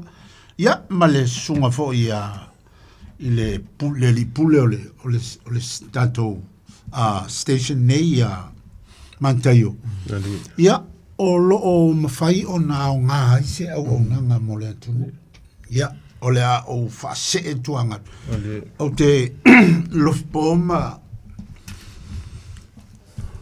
sa o ngalue mua le ngaluenga lea. Ona o whase e tuanga lu lea i le tasiva i vaono. Ha le tasiva valulua na o amata i le ngaluenga. Na o whase e tuanga lu lea i le tasiva i vaono. Tolu sfutasi nei tau sanga talu ona o tuua le ngaluenga. O te mea no tu waina au mai ai e le tua leisi oa tamau ainga ia te au o te whasoa. O o i le polkalame nei ale. Ai na amata i le to ina leo te whai ono te vale. Ina ua whe au atu ia ue le whaletua o le whawhianginga o te sau. Pe mwhainu sau o te emana o te whai ono o te whaaleo ina i alanga upu mai tono le tusi fo ilea o le tō whamanusina. O i nāna o lau tāpenanga i alanga upu. Ia ua whailo, temile o maa whainga luenga malito ina o te whai ono le ACC. Le whaingo fia o le awala no maua i le to ina. Te whai ono, malie lau fionga. o le ale wingo manga ia le ai mai le fa mal mala manga le langa ke le mal mala makele ia kango lor ko inga kala mai ia o kele va ku kala ku ia o lu nga kala mai ko fai ongo ia ke ole o la utala o le fa nga ina o se e mai le nga lu nga le tu loa o e le tua i langa nu o la ua le te tonu o le fai boi ponga la le anga nu o malitala le lei wa maua ilo o manatu. Ia ai te ia o toe lua tu ai toe wala au maili to ina leo manto o le fionga le aki e piku po ia mo sesi whamai. Te sa uia o la vanga ki ngā fo i karinga i rou kalangoa mai lunga le le ki o ale nge e kau whale kongua kuru kako kiwi sau i e whai mai sau pōkala me kiwi. Ia ngō walua kua lea, manitua o te lea, se wanga paua lea o le mama, ngā le sau e kalangoa i lunga whape. Aina au mai o te alantu e whai. Ia ele i whai, le ala leo lo, ele mapolkala me sa whai i Australia o le talanoa whonga whala marofi. Po whai lo e alu po maria o le uso. Ma le fionga e a kōmaka. E pe a mai el kako polkala menga i se ia makang whahalua i le ufa mai ko inga o kisau e whaingi. O ke le lobe wa whenga o whai e mo mueli ma oso o mga ko. E pe a mai el kako auka. Ia nga i o e alo po e matule. Le polkala mewa o ke le kango fia me i langa e o le o me uma o le afo i o me patotino le radio sa mo e le mwhailango kango fia mga upunge e lua filifili malanga upui. Nga pa ua leo mea o ngā i mea nga mawhai e isia ma polkala me fo in ma fai Australia fo nga ole mako kalangoanga ma fai ia wa ko malo le sunga le fai ia fai ia nga ka kia ele sia o fa ia pa ma ia fai il polkala ia le la wa lo nei o a o le winga o la utala ese le mana ia o tele fai atu lo poma vai male malo o tele so i loa ile mata o sili po o tele so i loa ile nganu na paole me o te vi ia le tua o mafai o na o tilo ile mata o sili mo to tilo fo ile nganu o ina o te loa i o le tanto nganu o le tanto tofia mai le tua a wole fai nga elo ye ma awangi ye se upu vale ile nganu ele o le nganu o mataya ia se le la ko fa ki ngonga nga ele nga fa penga a le nganu le o se awala e asai se awala o tu manganu fa alo e te asai nai se pa ia o se nu ma se fala tonga ma se kalesia ma se malo e te asai la nganu e se le tau e a tatu olai. Ia, au la taita tala noa lea i la o le winga lau tala o le au nanga le whaife au malona whale tua e ala i le radio Samoa. Ia, ua mawhai o na uia tua i fo i se tau tua i le atunu. A o au ngā vi ia le ri. A le au ngā, ia, tongi ane, whafolanga iei fo i te minga. E le i whaingo fiel mako savalinga ma lofi po. Ngā lua fo ka vai akua. Ua le fia mai ka ngaka i lunga ole. Ia ngā paua. E le mwhainga ko wha amari e inga. Uma ka ngaka kua i pe whai lako. E ole mea ia a fia wha. Alu oi whai sao mea. O lo voi wha mai e si kawa se voi leo alforsio. Nga ua kele vo i eikala. Se o ki ngaka ringa seile. Kau kala so mai o ngika e mai alforsio. Alu oi whai sao mea. Ua ke whai ki o mai vo. Alu oi whai sao mea. Malo, mana ia asore ni fias ia. Te tonu ho e ele o koe lama statu taimi. Adi. Sao no marino fole fio te akono le ho talai vai. Ia e foi nai famonia nga foi watu mole kirisi masi nai tato ainga. Adi. Ai na sofina ngana pe na te meta la ina pe ave mo pure mai la vai na ole kau malai nge ma oia e pe marele ave mo ka kolofa ka le lenga fico ia a kaiko e paule ele ave ka kolofa o se ole sa fai ele Sa whaia le whaumanga ngā ruenga i le aso kofi. O se good news la mo le au whai ngā ruenga le radio Samoa. I le saunga whaia le sunga whawhengainga i pule a. O lau o ni Samoa ka kouriki o. Wa ngala e Samoa. Ugo kanga ka umo lau e kalesia. Ki ange le la au ngau aru whasolo a koi Samoa. O uka whaila i... O la lo vai e ngau i eise ofisa. O le afa pea... O le kausanga fau le whamoku. Masale fo i mai maka i o le wala ku Samoa o moku. Afa pea e ke alu Samoa e fia sumu mai porkalame. E ke li fo le ofisa i Samoa e ke sumu mai ai. O se kala fia ngā e sao au kaiko. Pe o le meanga o se kala fia ngā kakoliki. O le anga i luma. E uia kele la kau ai ma. Ia le anga i ai luma. Ale mana i voi la le vaenga le. Awa e o le sa e le voi e fase tuanga luma. Ali. Ma ngai voi wa ko kele i o le utala i o le tuno Samoa. Ali. Yo Ali. Fia so tai vo i wa e le fa pe. E mai foi le fa utanga ma. Ali.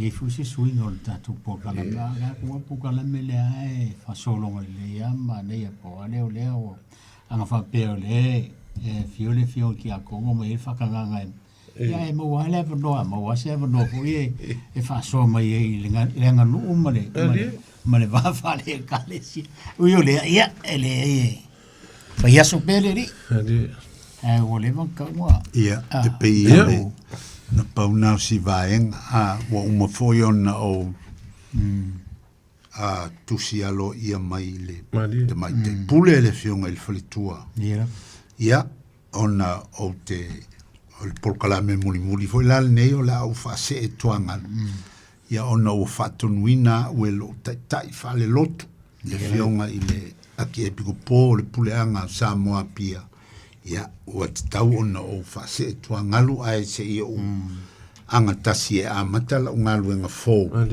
i le fio anga o tamainga o le mata afa fo le suo tawiliri mausoli tamapa malo tuso mata afa ia pe fo le malu i awoluma o fonki ia o lea au se au kenga lua ia maili au lua o atu ia o atu ia maili e tongi ale pili ai ke luo ke luo pusi e luo malu le vai kam e ya kai ele fai ngai ka ele fu fai lo yo paul mero fia vai e ya vakulo kusi ke fai lo ya mai ka ele fu ale ya ai pe o tulanga na al mesiri na wa ole a ye se no fo anga fa pen o ya o lo wa ele fai ngata fo yo no wo lu e amane ia ni matai e fai maulu malo i le po ma le po si el lo fali fai ku ngai ko ngai ko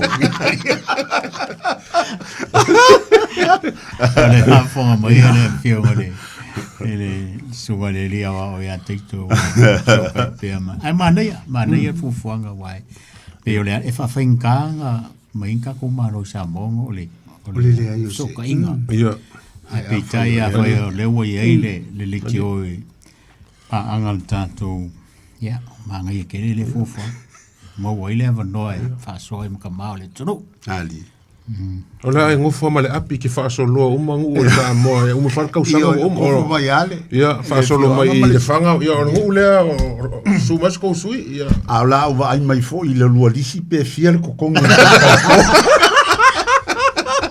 wa ale ai kama e viu kama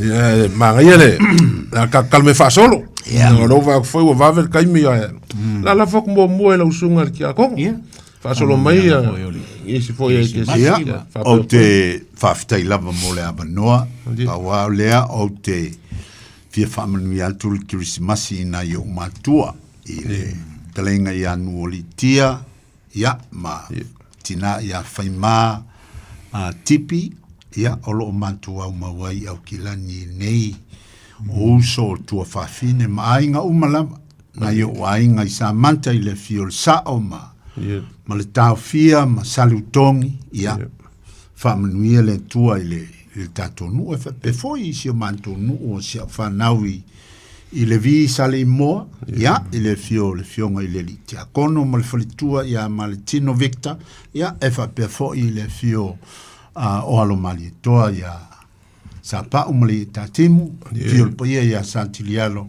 ia, la ta i luan tua, ma le ngautara, ma le whale tolu, whamanuia le kirisimasi, o na ia uo malama i le nei polkalame, ma so se to inga polkalame, ma o uso a lale ngā luenga o te whaamanui atu, ma te whaamanui atu, ma si o tō lua, a tō nina, ma si a mawhanau, o lo o whaamuni mai fo i Australia. Ia, manai o mātou a inga malawa i Australia, ia manuia le kirisimasi, ma le tausanga whauna nei le toi. Mau te isi ama noa, ia, o le whaafitai mo le ama noa. Alo? Malo, whaafitai. Ia, mo hoi nei ama noa e. Ma tuai ni whamanuianga fo i le kirisimasi, ma le tausanga fau. E le tuangane o siu tina alo, fu mai nei le ainga i sale au le sivai. Sunga le li tui a i lao, ma a pia fo le no fo alo. Ia, ma tau te whamanu atu kirisimasi ma le tausanga fau. Ma o pelo so i fua lau i lea o ai tausinga o le tātou ainga. Ia, ele ngata fo i lea, ia o se mātou bu. Manila. I le au whai ngā luenga tofi a le tua, so se whatu whai taulanga i tono le awhia anga o sale aula. O le malai vai tutu. A le fio li rua mau pum sa pista. Ia, whapea foi le mamalu ia sale aula manan whatu funganga wa o ia o le pule whawai. Ia, e le ngata foi lea o sio mātou tina matua ia whafua le tō fine o sio utama o lo i nei au kilani. Ia, mau pelo so i fua a walu tātou a inga i poka ele msila i uta i asau. Wa ainga msala fai. Ia, whapefo ila ainga siuto lua i samtau. Ile sa o le ainga le sunga ia teo, le fionga ia teo. Sa nele ia olo mātou whelo i pē i nei New Zealand, malanga mai Australia, malwhulutua, ia sea. I whapefo ila ainga antoa i samtau, suli mwheo o ke siom kolopa, fo i whaafonga mai, ia whaamiatu le kirisimasi mo le tausanga fau.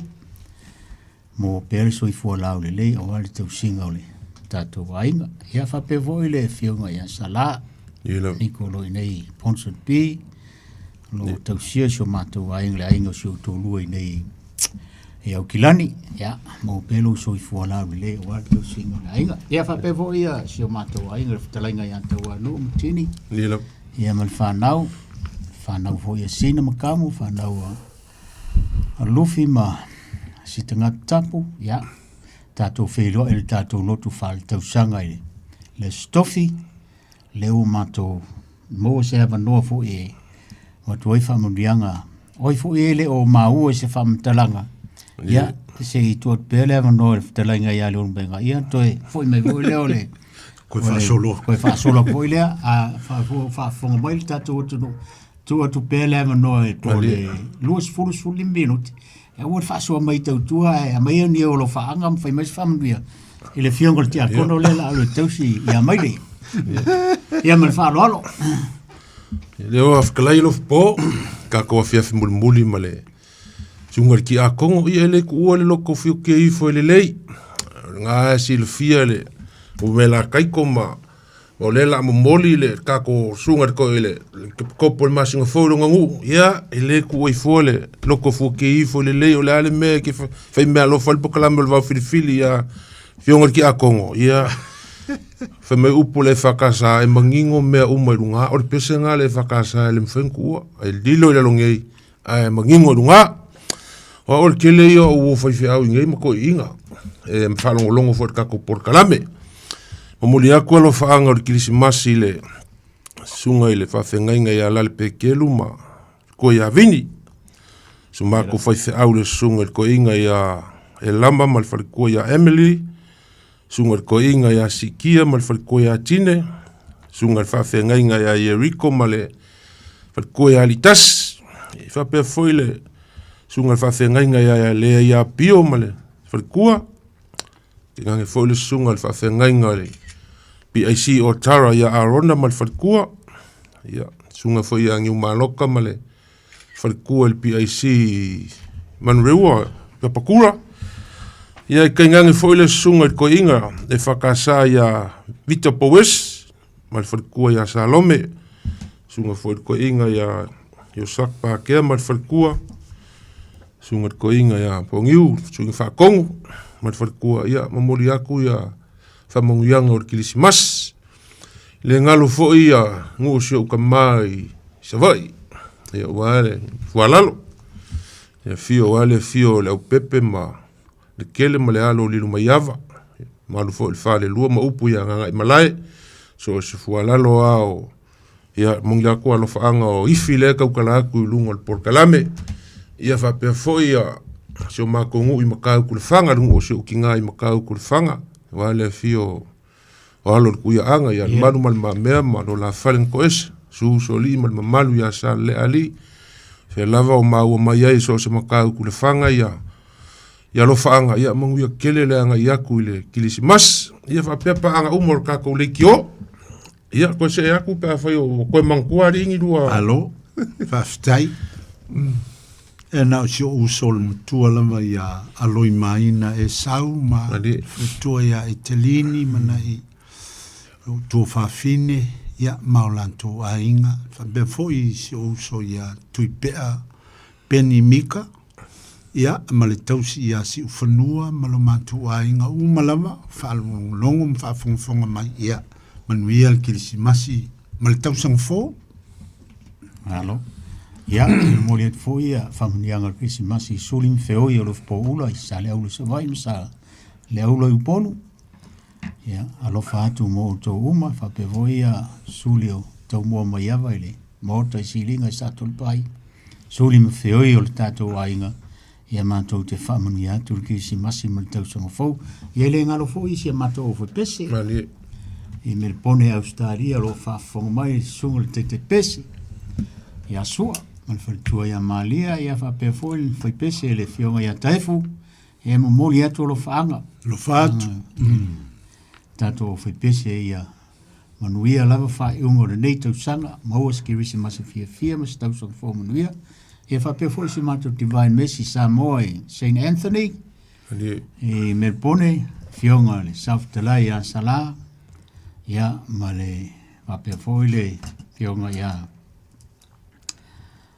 ia le sunga ia yopu ia le fionga ia le tua vao ia molia tu famanuanga tato felo ele tau sanga fou ia pe atar sia le soifu maleo le fo mai lo tato ri ia na ia lo fanga muli fo ia sio manto wainga Luam siau whanau leo inge i umar melpone.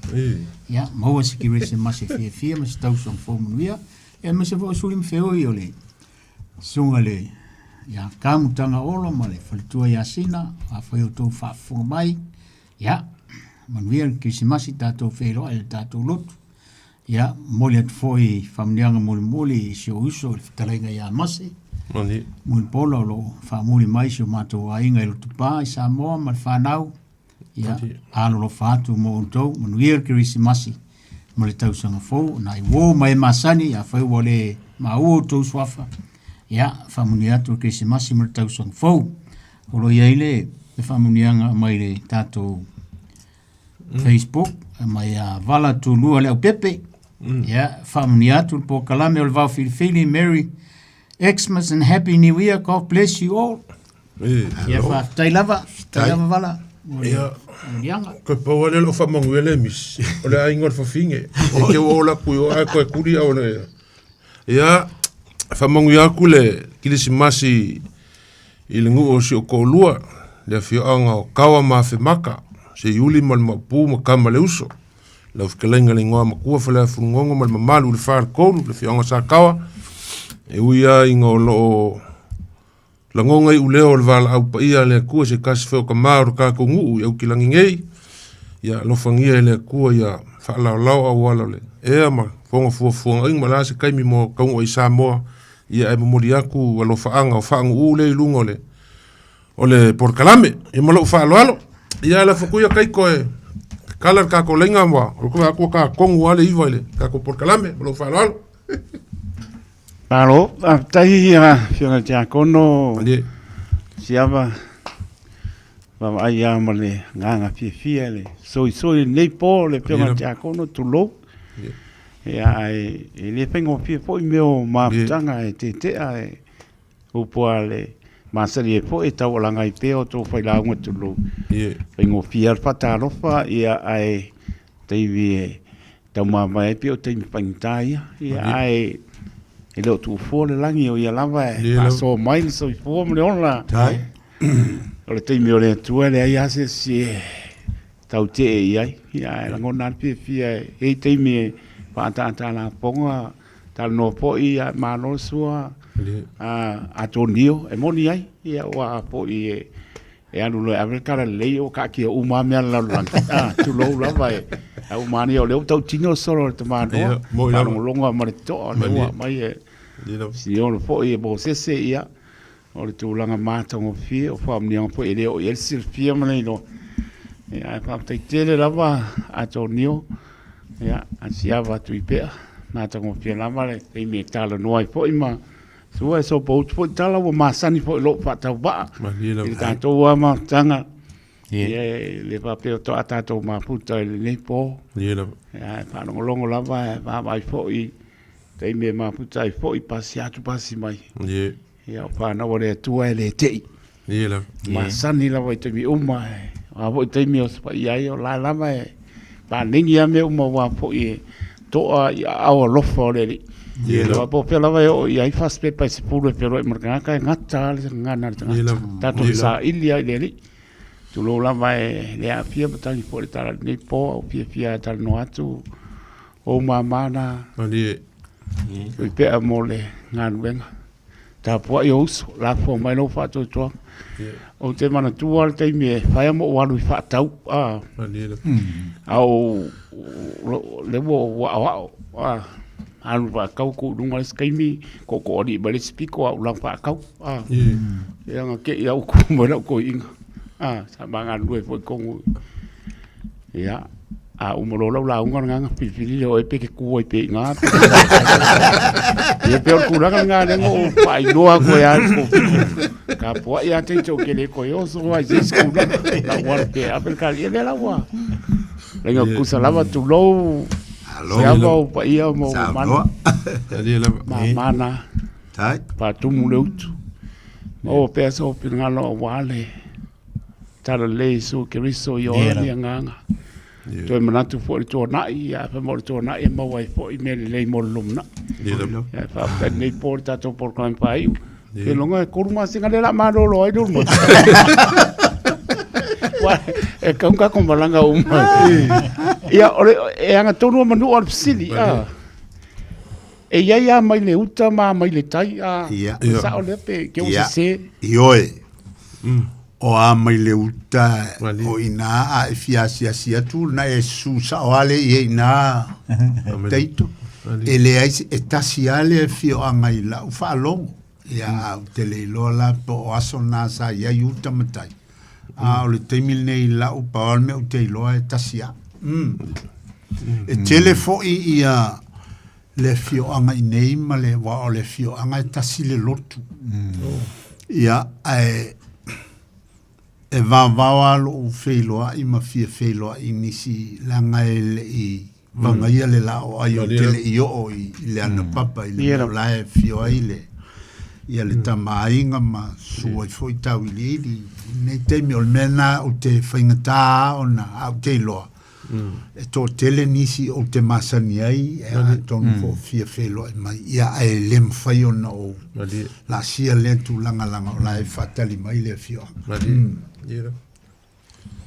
ia a uma foi ia no sa wale na wale fe alo fa solo mai me wongi la kala mai se fe wal kaminga al kaminga ia e o fa manuia foi Christmas fa manuia Christmas taito ma taito o foi ngale radio sa moia me se foi ia le sunga ile fa fe ngainga mal fa tua pule o tanto radio sa mo ia o le mesili o lo fia i lopo o feo sa mole la i el tanto station lea. Ia no walu foi lea te I fa pe o la pu mai alo ka ka le nga le fai mai alo le leo pe a fai nga pau nga le me nga umi. Ia e paole me ia la foku pea ia sia ki ngai ko ia la o ke popole. Ia le we tato balau mo ngang pa lo. Ia. Kalofa. Malon se fua. Pa kalofa ku mo ngang fa lo ngi kula fiafi. Oi, se fo mo ngi le au. Malo. Se fo. E wa. Este fo le fa lo ngi fiafi. Ye. Ia. Mai un poco in hongi se fa lo ku kwa fa le ka sa wori mai fa. O ia le. Na le ang ole wa ka ku fa ka si mare. Yo ngor ki a ko. Ye. Ya ngo o fa mga ngor ki si masi ora le ska ku fa so ngi fiafi. Ali. Ai mo ngamuria ko o lo fa ngam fa mga ngor ki si masi ra o fio ngor ki a ko. Tai la. O fio nga ko yo e ko fa ngo ma kai se eru se e sa fo e u fo mar ko fa nga le. Ala o vala wa o ya ko ngi o wa ke ro ka fa e o ngal swa fa ki swa fa ya ko ngi. Ol ka ngu ko wa le la ri ol ka ma o ngal ka ma o ka ka le a ko ngi o pe ki sir fia. Mali. Do fai langil polong. Sua. Fai langil polong wa. Sua ko ngi. A nga i sa musu pe ko nga wa kwa ya me sa musu. Mali. O ngu ma ka ngo fie ngu fa kai wa ko fie ya. Mali. Yo, a sa wa ila fa puang fa no e sa mai de ko nga sa musu ka. Yo. A fo el fa sa. Mali. A mai de ia kasi kai wal fa le luo sa musu ma mai de mai ya so yang o la ya kasi fa sa nga kasi nga lo ko ikia. O nga lo ko popera. Ia. E va nga i sa musu e lo ko iki. E o mai ya so nge kasi lo ko ya mai. Mali. Ia fa mongwe ki si masia ke oi la. Tai la. Tai la. Ko lo fa muni mai. Ia uskaria. Ia fa mongwe ko ki si masi sungai. Ide kamaloanga o le ko fa ngia fu ngo ko le sungai ki ako o ya le. Na o ya. Da wa. Tai. Ai ia le fionga ko kaulaki. Ali. Ia. Ya kai ko fa mongwe ki si masi mar ko son fo i la. Sunga le ria wa fa per fa. Ai lava le au ma lili. Ale ngaka fo le o la u. Karinga lo po. Kai. Fa lu pelu swa fa wala nga o lo. O ko le ku. Tai. Fa mo wi ki si ma ko son fo lo karinga lo po fa kai o nga o ke ma wa ko mari mai ngai ki dangi. Tai lava le. Mo wi ki si ma ko son fo ya si ka ma ngo fo alo. Ai ko fa vo ya va lili ma. Ai le ngaka fo le. O kama fa nga ko ka fa kas. O ia, kasi ai fo le au.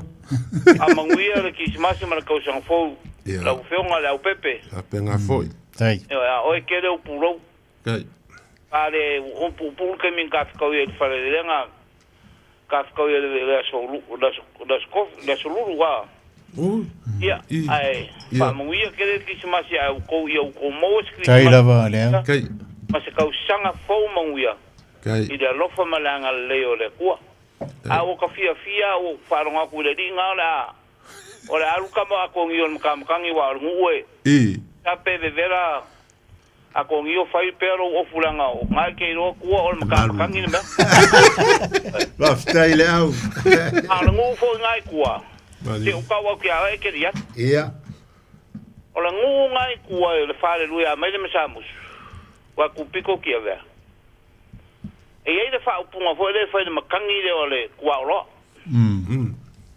e angi ro kwa ro ngai ngunga a mai sa musuma mai pa pero kala ko in o ko fefe mai a fo kwa ro ai pula se a venga ole a ape le ma fainga pe pero ma se fa upunga sa ole le sa la ma ngamu ali yo e mau ya kwa ro a po ko fangi soi fuwa le nga kan kama ngi fa me mariu ke le fa pela u fa ko e kulanga a ping ko la me fa ku e o ma ko inga ka ki fa longa fa puanga pa ngi mar ko wa ngi ko lo inga ya ma ko sole e pe ole be vero o le winter de wo ngi ngi fida me mo ngi nga me A mau ia kulkualo, fa pe hodo kala koi. Pe ale ise si fa fe kai wa mo wa kulkualo a ngongi a borengi a venga verngi kualo. Nera. Menga Anton. Ja, faftai. Le wa fa fe ma ki a ko le ya lu wa fe ma ya o li o kele ya lu kwani. Mi runga kongo a vai kama. Ngala la ko ke marini merka o le po. Kwa ma ya ni. Se mo fo nga sidi nga maka ngo fie. Faftai. Alo, kai lu sao. Ko ngo ke ka ngo ko po le ka sang fo. Pe a pule lo fa le kwa. A wa isi ki kwa. Ya o ke ro ko ka ke fe ro ye. Mangai. Mangai. Nera. Fa singo ke ko la ngor kamar ko inga ngang fa ngo o ya pa ke ma o ngang va ko ngo ako. Ma kwa ko ngo mal mau ka o ka widit. Ja, faftai. Pule ro fa le kwa kai me ko ka riwai. Ia fa pui a o le ri. Faftai. Malanga. Ko ngio. Tai lava. Por kala me maka ngo fie ngai po. Tai da paso. Soi foi. Alo ia ko pa soi foi. Weer kismasi met son fo. Soi foi la. Soi foi. Ja, maar lord soi foi, kalofa. A te ali ta te me ile au i o karo kwa ngai mo koro. Ja, ha karo pai di. E mo rumor po kala me ni fiaf. Tai. Ko sa se ko ru. Alo. Ja, o sa fare rumor fo. Soi foi mo ia za va. Alo. Alo. Ça va? Soi foi, oui. O iere sa o kala po di. Akai fa maro ro Yesu e kosfu. Ia. Fa maro ro ko i go kafa. Ya ro ko kafa ko ia. A ko ngiro ko fo. Ala ngala poke la ko lo vele kwa o lo le nga foi mai ngele au ya. Maro fa kai ko ide. Maro la sumo tia kongo. Ya. Ne fa kai ori. Le o i ule. Kau kuduna ngi. Ko la nga ka ia ia wo. Fa muria ide ko ori. Sa idinga ya. Ta ku kile mai roa ori. Ngalo de ko ha pengai. Ia tem kau morang para di kan. Bandida. Omio. Tem ko ni lo ngai wara dia wo. Wo wara me ya ni temi. Bandida. Kau le ya wo se. Sidinga ke de so de sao ma de so wa ngai dungo ke tiomo. Upura na la wa wara tungu e no se ta ko fangu fa sa mo mo. Ko kalam. Ye. Ne ba ko fa ma lo ma fa ke de do. Do ko fa asia wa ia po lo. Tai lava. Tai. Ja, i de mane yo lo fa no ku le kala ro spongen fa ima. Ja. I de la ko lo ku fa manga ku da skofi. Ai o lo fa so. O ngai pu fo i o ka nganga la mo wa. Badi. Ma ko ai ngai fo le la ko lo ku fa Christmas. Ai mo lo ku Christmas en ma ko ai no po. O ngai mai ya. O nga o re de si ai ngai me fo de o re aki. Aki lo ku po le sa. Aki lo. Iya, me fo po ai hai. Ele ngoro kala.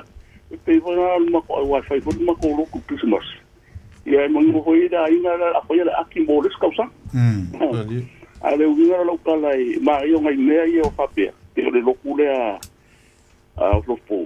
Kare ko ma fa ya so ye le an ko ngai ko inga mo. Ya o ko le la o ku le aki o kausa ngai. Ko lo po. Le pe ngai upu fo de fa sa mo ya o ni la mamurwa. Badi. O sea ka ko fa lo mo vive. Badi. Pe yo ngai fa so de. Ai ka sia ka ku ke manga ku fa so ko. Ai de umi na no ro pa no Christmas. Ole ka ku fo le mo le ami ko mo re ku e. Na wala u dia inga ka. Badi. O ka ko ma fa kala fo le ya ku i va o ma. Singam ka fa. Badi. Ole mo ma ka singam ho mi ngai ka ku ko ka fa wala ya lua ia. Ku i va e foi no foi ba. Ada ko ma fa ku punga re ku ma fa muswa ya ku i va e fo. Badi. Ai ke ka wi nga me. E va fer nga fo ya de for. le kofi ala mu ma ko le se ka ko le ia ko Mandi. Nga la kala. Fa ya le ko me ia. Ta fa ia kana kala ka ko. Na ke aviale le mo malu le ai. Mandi. Al fa sore ro ka mai ke au. Ai li mari. Mandi. O le ala ka mai o makati. O le ala poko makati. Makai ka ko ri. Ai ale le ale ngo fo le sa ngo mari ngo fo le sengu. Mandi. Ele nga ka ko. Ia. Ia o le vinga sa paso. Ia o kanga kai ka ko le. E fero fangiri ai na fero fangiri mu sa fa pe o kani se e mo po. O le ko luma. Ia ai o le vinga la kala o la mio ko ora ko kanga sai. Ko ai de fo i fa mong yang at pe ya me ngo fo ia singa ma ku po mo nga. Ia o no ka ku e le fa mo la ka fa de le yang se una la ku fa ko mi ka ku ris kan. Mandi. Ia te ba le yang o ri fa so. Mandi la. Ia ai lai manga ku nga mo ka ko fa so ne sia. Ia ai o mama nga ko mio. Tai lava. Nga le ku o mo pe ali. Aku mulai ku aware nga nga ora alo ke ia mauia kele ia e fa penga fo ia o boi lo sa se bula o se ni o poma Tai malo ya mau pere do mau fa ko kana ia war po kala me mo fia ia anga le fo de ku ya tai ko mo lo malos Tai sa wa ko fi makiu ko wala winga ia mauia kele ke se masu ka po kala ia alo fa. Ja, maar wel een keer massie maar het is nog vol. Ja, Le o se para o te mine ia ko fa so ko ko lo fa. Maar dat hoe wa lam fai ko por kala. Ja. O te vo na. A mai al ta to por kala me o na. Ai la fotuire de ba noi. Fio ti a ko noi. Mai al tato por kala me walo temi muri nei ai mata po e ma tele ngai a mai tele ngai no ia o mai o tato temi fa tai o te asua tu vai malu i puenga fina ngalo le tunu Samoa ma le tato por kala me le va filfili a faina sala le leo ia po se a mio fo i lau silsila. Ia o te asua tu vai malu i puenga. I o tō fina ngalo. E le mawhai o na malosi pea se tangata. Ia i fo i teimi e wha i lama ai o malosi ma sao pea ia ai teinane lama ua. Ia i le sasi o me lea o te wha malulu o tuai i le atunu. Sa moa le ngai whaingata o oi o le ao mamala. Ia a oe fo i o lea o mana. Ma tau te matua tu lama i nā. A iele talitonunga o lea o tau tāpua ia lea lo whaiva wha au ina pēa. A le tō wha ia lofi pō e wha pēa fo i le tō wha ia vai ma le malo. Ia manisi o tupu ma tamali i masani o le atunu o lo whasoa i le tātou polo kalame o le wau filifili. Ia o tō mamana. Ia o le a mātou tu muri fo i mātou i le ngā luenga ua wala au lia ai. Ia e tātou te whiutanga i pēa, e tātou te le loa lava ala o le li. Le teimi e whapea nā lava. Tātou te whilo i pēa ma mafuta a whai fo i e. Toi maua so usao i le ala i te taro mai mo le polo kalame ia o le mesili leo na tāua. Ia ai o le neia fiafi e mo moliantu Samoa. Ia a mātou mo onga masa a fiafinga o le kirisimasi ma le tautanga fou. Ia a vea le fio mai o le pepe fou i lo loto, i lo fina ngalo ma lo loto e le tau mai e pēa ma fangu mai e to e fio mai lava lo tātou li i. Mo i tātou i se taimi o iluma. Taimi e fina ngalo ai le li i mo tātou te totasi. Ia e moli nei po mātou te whātou whāso i fua atu i le pa ia le mamalu o Samoa. Whāso i fua. Kismas. Sa i fua. Arue, aruo, arue so mai so. Arue, aruo, arue so mai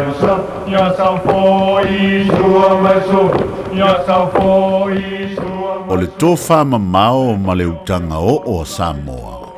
O le vau filifili. O le ngasu e whainga tā o nā saina. O le ia I vivia e au ngata. O le fue lave e le whaingofie lona tala talaina. O le papa mausali ua uma o na mamanuina. O le nei polo kalame ua whaingoina o le vau filifili. O se wha manatu. O se fangufangu o anga nuu manga I whanua. A wale fuanga lalovawa. A o si olo pito waa le tantou polo kalame le au wha fongai. Ia mau le to vae. A wae tau fi ese le atunu. Ia manuia lau wha sausaunga I le nei po. O awanganu o te fia ian, alue so maipsa, alue so maipsa, ya sa ko I sua maiso, ya sa ko I sua maiso.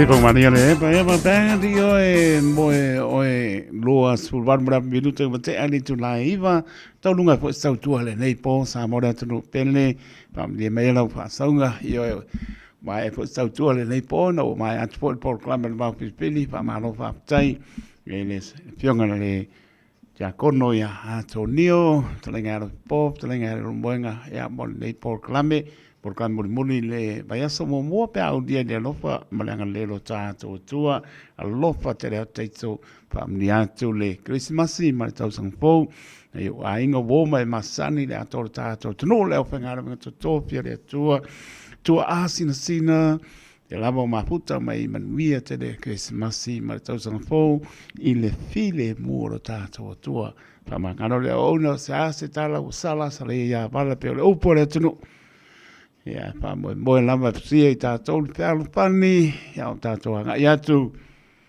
toi tū la, toi aso le nei tau sanga lu oro lima. Taito talo tole au ona soifua, ma ia manuia.